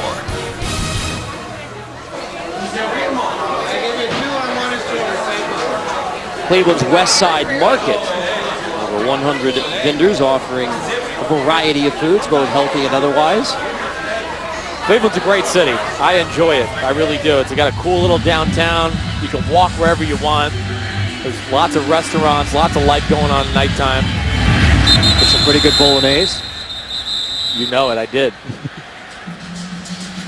We'll try this again. Carter Blackburn, Chris Sims from Cleveland. 27-13 Raiders on the Browns. And think about that game-winning drive for Oakland last week in week 2, and you say, are the Raiders starting to turn a corner? I do think they are, yes. And I think those can be the, like you're saying, the springboard was last week to finally give them the confidence to say, you know what, we can do it no matter what the situation. Hey, on the road, at home, last minute of the game, whatever it is, that'll give the young quarterback, the young offensive players, all the confidence to say, at least, hey, we've been there, we've done it. Now it's just a matter of going out and executing on the field. Coons kickoff, touchback. Raiders get it at the 20. Tomorrow on The Late Show with Stephen Colbert. Don't miss special guest, First Lady Michelle Obama, plus Mindy Kaling and John Legend tomorrow on The Late Show. Loving Stephen Colbert on The Late Show. Good. I of course, work in New York City 5 days a week, so it's cool to see, you saw the Letterman show there for so long. Now you see Colbert. Slid right into it. We talk about the Raiders, and obviously much of this is around Derek Carr, but how do you evaluate the job Reggie McKenzie, general manager, has done putting this team together? It's top-notch. I got the ultimate respect for Reggie McKenzie, the things he's done in the draft, free agency, but the young players, of course, Cooper, Carr, Mack, and then they're high-character guys as well, so you can depend on them. That's what I really love, and there's one of them right now. Yes, the other freak show on the offensive side of the ball, Amari Cooper. First catch of the second half for Amari Cooper, the 4th overall pick by McKenzie and the Raiders. I don't know why. If I was going to be critical of anything the Raiders in the second half, is they need to go to this well a little bit more, because sometimes it's just as simple as your guy's better than their guy and let him go do his thing. But I know I've said it enough here, but I think everybody at home's, they're seeing it now. You got to see that this kid has got some special talent. Talk about Reggie McKenzie, Oakland GM. First for the Raiders since Al Davis, 1963.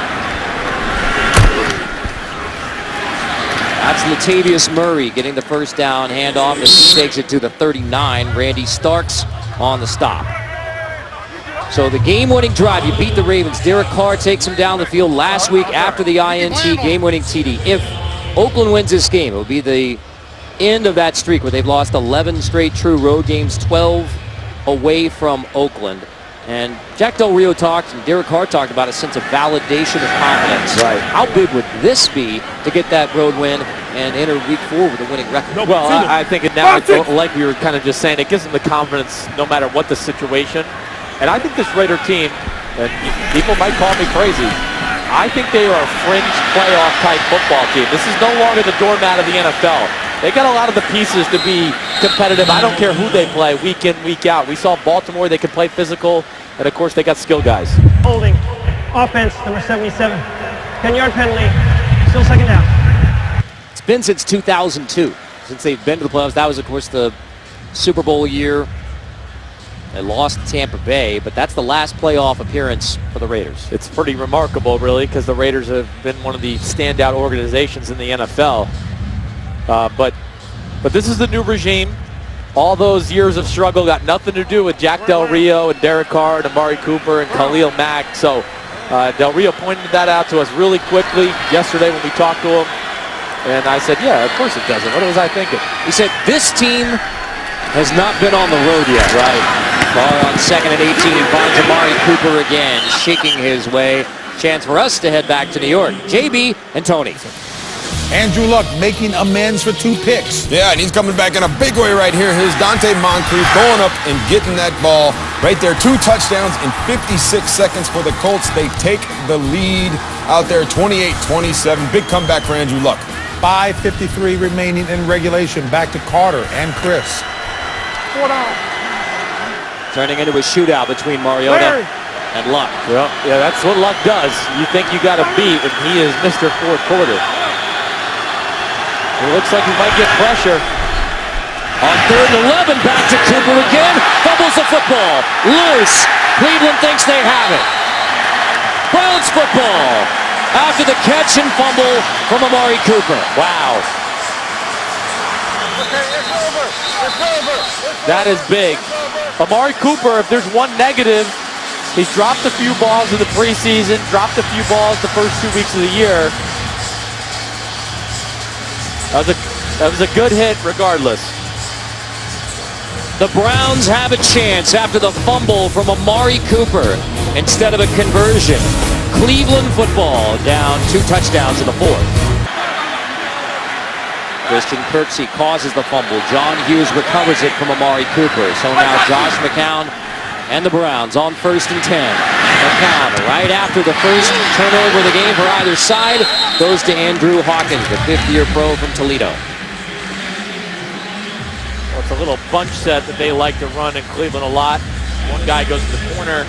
Hawkins goes out, runs a little 5-yard out route. McCown looked downfield, nothing was there, came to Hawkins. After the Cooper fumble, Charles Woodson back on the field for the Raiders. Motion on the line prior to 2nd and 2. Good job by Joe Thomas recognizing the guys in the neutral zone. That's why he moved. Neutral zone infraction. Defense, number 99. 5-yard penalty, and the yardage is enough for a first down. Joe Thomas knows a few tricks of the trade. That is right. He's been around, one of the best left tackles in football. That's no surprise. But again, I think that's Josh McCown. You heard it. Hard count. He's doing everything he can to at least slow down Aldon Smith and Khalil Mack off the edge.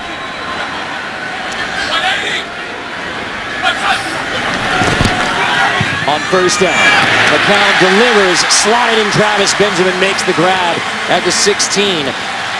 Nico Thorpe makes the stop. Well, Travis Benjamin, this is skinny post up top. And a nice accurate throw by Josh McCown. Browns hurry up with 7:21 on the clock. Confusion in the formation. McCown on 1st and 10. Knocked away at the last second. TJ Carey delivers the blow on Andrew Hawkins. Well, and that's why TJ Carey's playing safety a little bit, because they needed help at the position. He, of course, was the starting corner, but can run, and for a corner, he tackles very well. So that's why they make the move, but it does help their pass defense. From the count after 7 for 15, the boos in the first half. Now 13 for 21, led the touchdown drive, and has 2nd and 10, red zone again.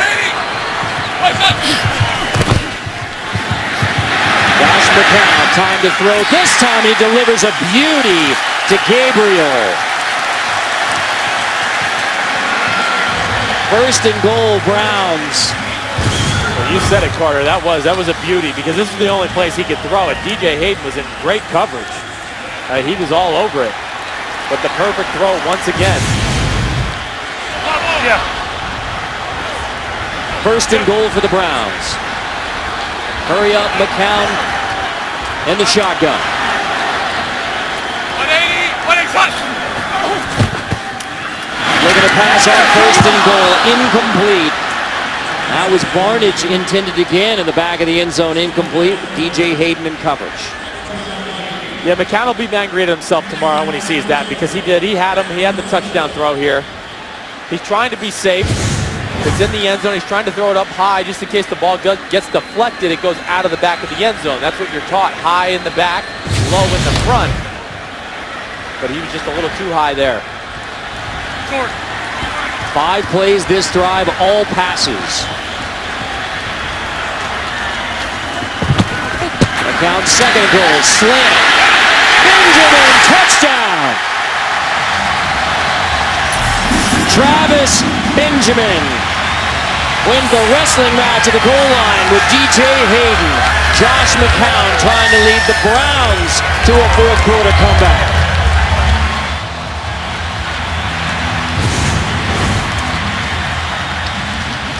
Well, great job just putting the ball right on the body of Travis Benjamin. Again, pretty good coverage. Benjamin does a good job just showing some strength there and reaching the ball out over the end zone. But McCown, it's like ever since the Johnny chance started, he's been on point. And that's why you don't make the change. Hey, you're trying to frame your football team into something positive, not a media frenzy. And McCown is playing really well right now with the big mistake by Amari Cooper in the fumble. Travis Coons boots it through. After the Amari Cooper fumble, Josh McCown to Travis Benjamin to pull the Browns within a touchdown. The NFL on CBS is sponsored by State Farm. Find your agent at statefarm.com. And by Under Armour. Rule yourself. I will.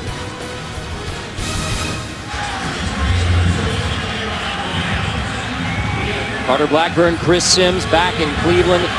Josh McCown. And you said as soon as the band started chanting Johnny, Josh McCown turned on like a flashlight. You just flip that switch. Well, he understands the situation. He knows the city of Cleveland wants to see Johnny Manziel. They drafted Manziel in the 1st round. And he understood the situation that he needed a big-time drive regardless just to help the football team. But he has responded to that pressure. Touchback, Taiwan Jones never saw it. Tomorrow, catch a new Life in Pieces, the most watched new comedy of the season after a new Big Bang Theory here on CBS. Well, you know, the thing here now, Carter, we talked about the Raiders with the stepping stone last week. Now, hey, young football team, can you put a game away? Because that's a skill in itself. Amari Cooper, rookie receiver, fumbles last drive. Now this is a different situation. Just as much pressure as last week. You got to be careful, but yet you want to get first downs and keep Cleveland's offense off the football. So this is a new little situation that the Oakland Raiders have to master. Caller on 1st down, Latavius Murray straight ahead. After the catch and fumble from Amari Cooper, do you make an effort to get it back into the hands of Amari Cooper? No, I don't think you go out of your way to do it. Of course, if you see a matchup you like, he's still your go-to guy. You can't be scared to throw him the ball. And he's the type of guy, we've met him, he's all business. He probably wants the ball badly right now just to get the bad taste out of his mouth. Safe to say intense and focused, Amari Cooper? Oh, I love it because He's not worried about building his brand or his Twitter handle. He just wants to play football and catch the ball from Derek Carr. Another 300-plus day for Derek Carr passing. 2nd and 6, another chance for Carr to throw. Pressure, flag down. Carr dumps it to the sideline as Randy Starks was bringing the pressure on Derek Carr. Yeah, and I think that's who they're going to get for holding. Jamarcus Webb holding Randy Starks. Holding. Offense. Number 76. 10-yard penalty. Still 2nd down.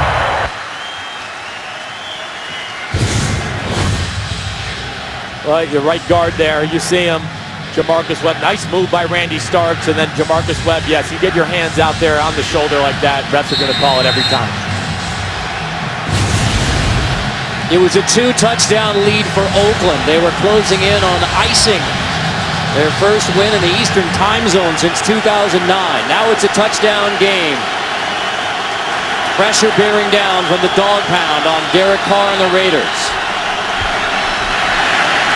Murray slips away, only gets to the 15. It'll be 3rd and long. Rolling under 5.5 left. Well, this is a big play call for Musgrave, Derek Carr. You want to get the first down, of course, Carter, on 3rd and 15, but at the same time, you don't want to turn the ball over. Carter Blackburn, Chris Sims, producer Steve McKee, director Andy Freeman, our NFL on CBS crew from Cleveland, where Derek Carr and the Raiders face 3rd and 15. Carr checks down, that's complete. Lee Smith rolling across the 20. Cleveland will get the football back. Down a touchdown, less than 5 to go. All 3 timeouts left for the Browns plus a 2-minute warning. Well, this is a zone defense. Look at all the guys standing up far off the ball. 3-man rush, 8 men in coverage. They wanted to see the quarterback and make sure they can go rally to whoever catches the football. And the always dangerous Travis Benjamin, who had the touchdown grab upon return for a TD last week.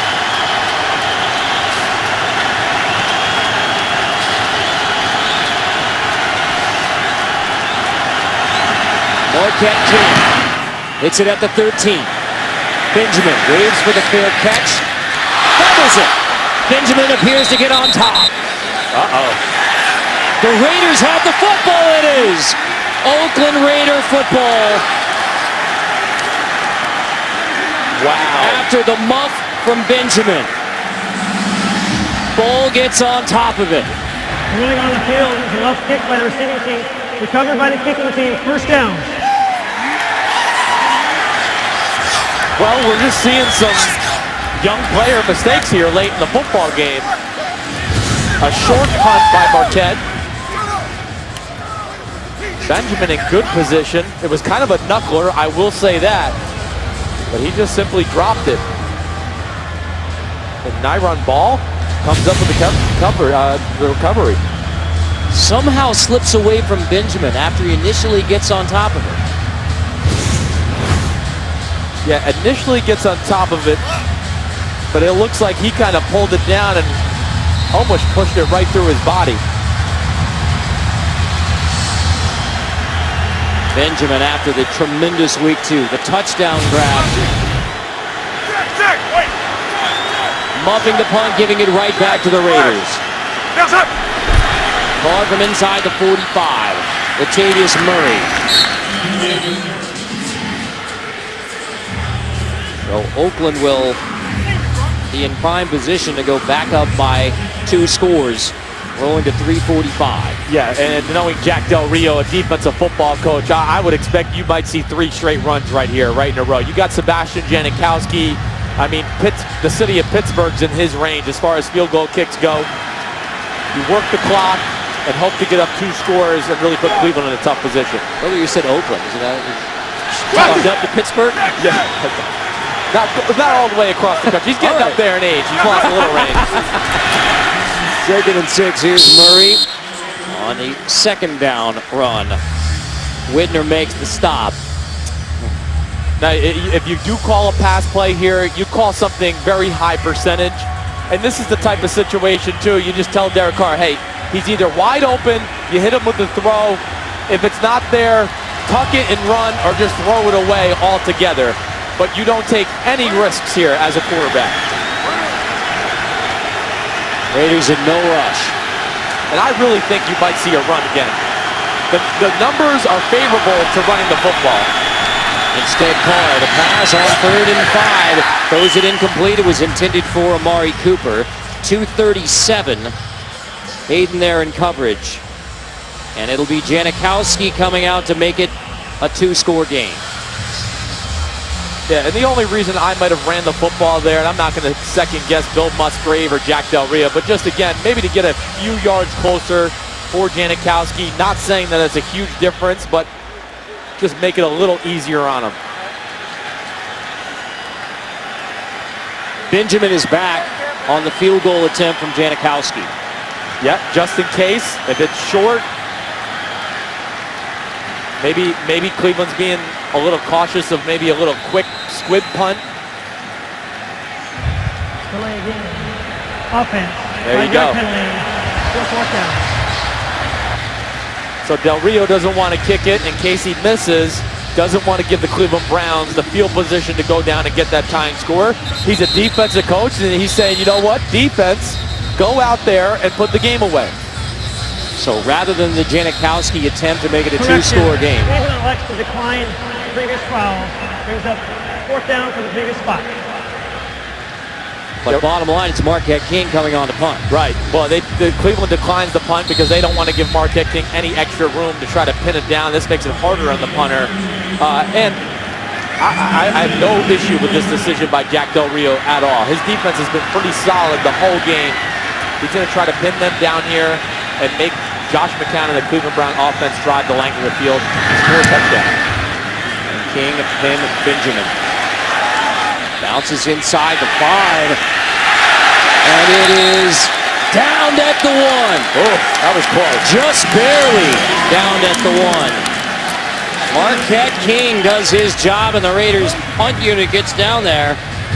I think the thing to watch here is if does Taiwan Jones' foot hit the end zone here before he tosses it back. Because if it does, that becomes a touchback. Ooh, that close. It was really close. I think he got it out of his hand just in time. So Jones knocks it back, and then McGill recovers it at the 1. Man, is that close.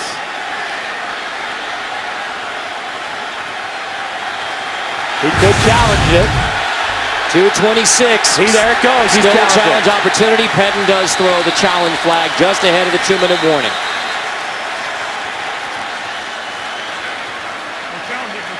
Where's the fucking cop? The challenge comes out. The issue, is it a touchback or is it at the 1? So the difference is 19 yards. Yes. And it's really just all about, let's watch this left foot. Is the ball out of his hand before that left foot touches the end zone? Cleveland is challenging and ruling on the field as to the dead ball spot on the last play. And again, ruling on the field is foot not down, no touchback down at the 1. It doesn't get any closer. I'll just say right now, I think it's going to be so close that they're going to say there's not enough evidence to overturn the original call. That's the standard, the indisputable visual evidence. Oh, I don't know. It looks like it might be touching his finger there. If it's touching his finger still. It's going to be Cleveland ball, either at the 1 or at the 20. They're actually going to spot it at the 2. So the difference between the 2-yard line and the 20-yard line. Browns are going to have a chance. 3 timeouts plus the 2-minute warning. It's the question of, it's really just there at the end. Are the referees going to deem that ball out of his hand before the foot touches? Let's bring in Mike Carey to discuss that touchback or downed at the 2. Mike? A real close one. And here's the rule. It's not does he have control of the ball, is he touching the ball when he's touching in the end zone? because that makes it dead in the end zone because the player is touching in the end zone. It makes it dead immediately. So that's what they're looking for. Was he still in contact with the ball when his foot touched inside the end zone? After reviewing the play, throwing on the field stands is called. Cleveland's ball on the 2-yard line. Cleveland will be charged with its first timeout. So not confirmed, but it stands. Yes, and that's because they needed pure evidence that he was still in contact with the ball while his foot was in the end zone.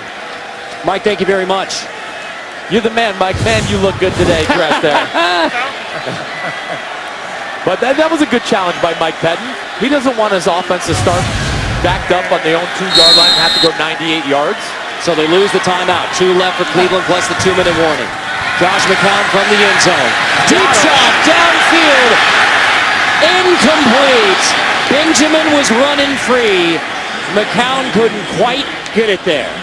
Sorry, I got a little excited there. But Benjamin ran a little double move up top, and Josh McCown had him. Little slant go, sluggo, what we call in the NFL. But Josh McCown's either got to just put it out there farther or maybe more on a line and just get the ball into Benjamin's hand. But there's TJ Carey, the range in the back end. That's why they moved him to safety in Oakland. 2nd and 10 from the 2. McCown delivers complete. That's Hawkins shaking his way near the first down. And the big thing there too, Carter, Nico Thorpe, there's no reason to even jump the double move. That's another thing, young team, you got to realize the situation.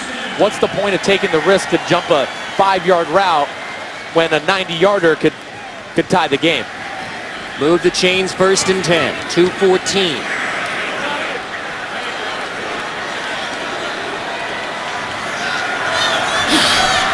McCown with pressure coming on 1st down. Tipped and incomplete, 2:09. To Nico Autry. Nice job getting it. We've seen it a few times today. The Raiders have done a very good job realizing, hey, we're not going to get to the quarterback. Let's read his delivery and get a hand up. And Autry, another one of these good defensive linemen they got here in Oakland. 2nd year out of Mississippi State. Another good SEC D lineman. They grow on trees in the SEC. McCown on 2nd and 10 over the middle. That's complete. Duke Johnson out of the backfield, so he gets to the 17. And that will take us to the 2-minute warning. Can Cleveland close out the drive? Can the Raiders close out a road win? Coming up next, Bears, Seahawks, or the Bills battle the Dolphins right here on your home for Super Bowl 50, CBS Sports. My dad, Big Phil, is out there in Seattle for the Bears and Seahawks. Early start this morning. Tuesday. This is 3rd and 5. Josh McCown, complete to the 35. That's hard line again. 1:50 to go. 2 timeouts left for the Browns. They lost one on the challenge. Asante makes the stop.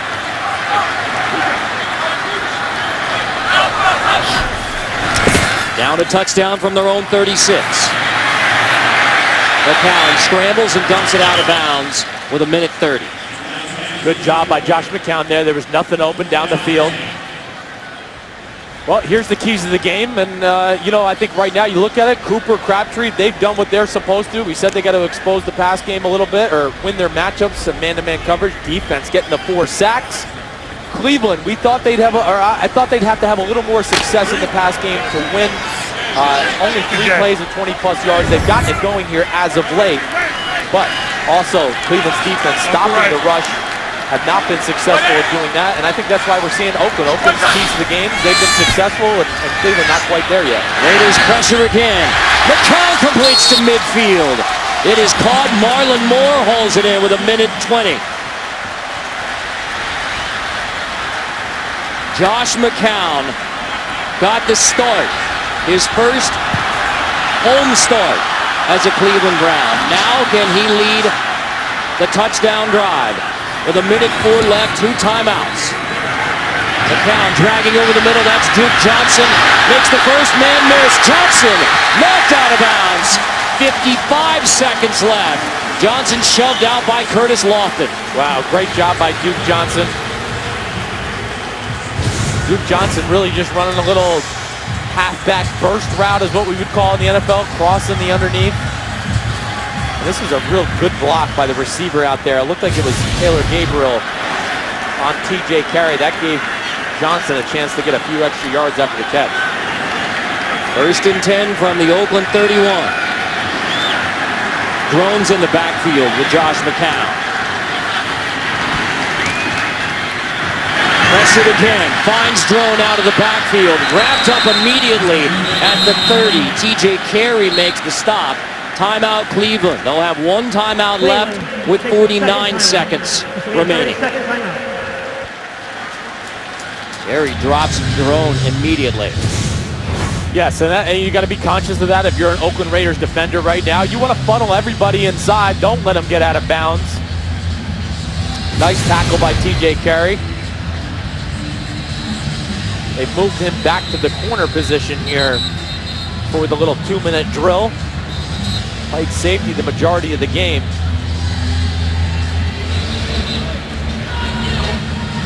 Time-wise, Cleveland is okay. 49 seconds. They're on the 29-yard line. They don't need to rush. This is when it gets hard to actually score touchdowns here because, of course, Oakland's defense, they're going to back up.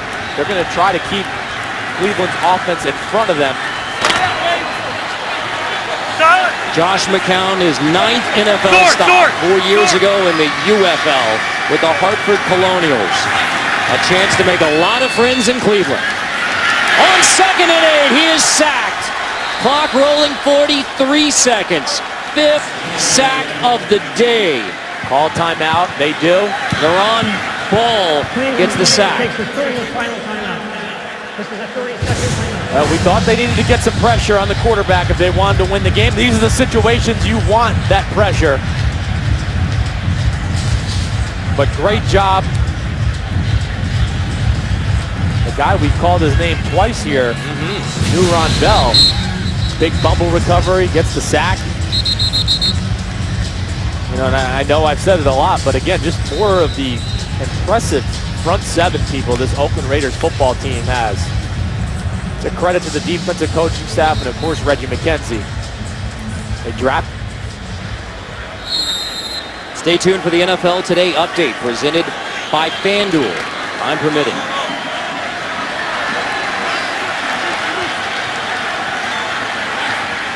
.43 seconds.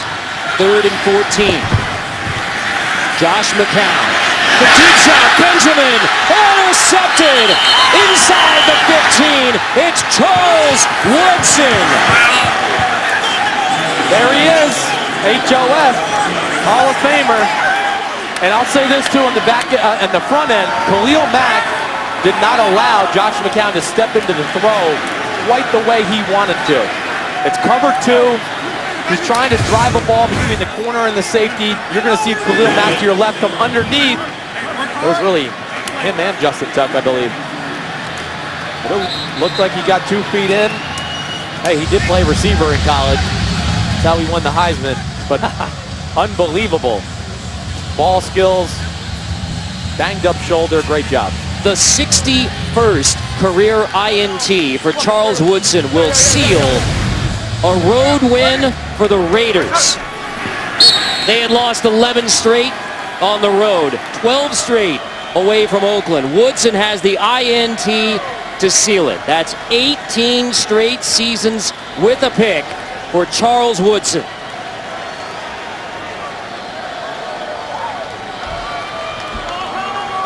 The Raiders will win it 27-20.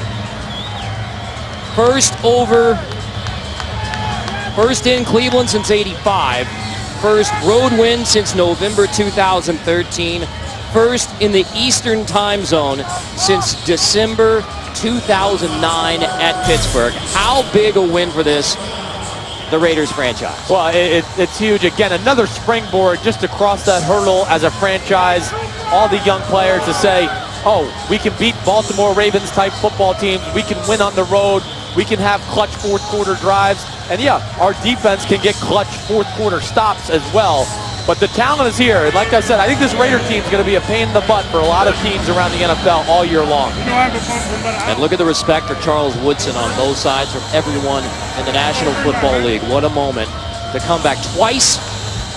Left the game because he's banged up, still battling that shoulder injury, but he, with his 61st career INT, seals the road win for the Raiders. Yeah, he's the man, and you know, all these young guys, they look to him for leadership.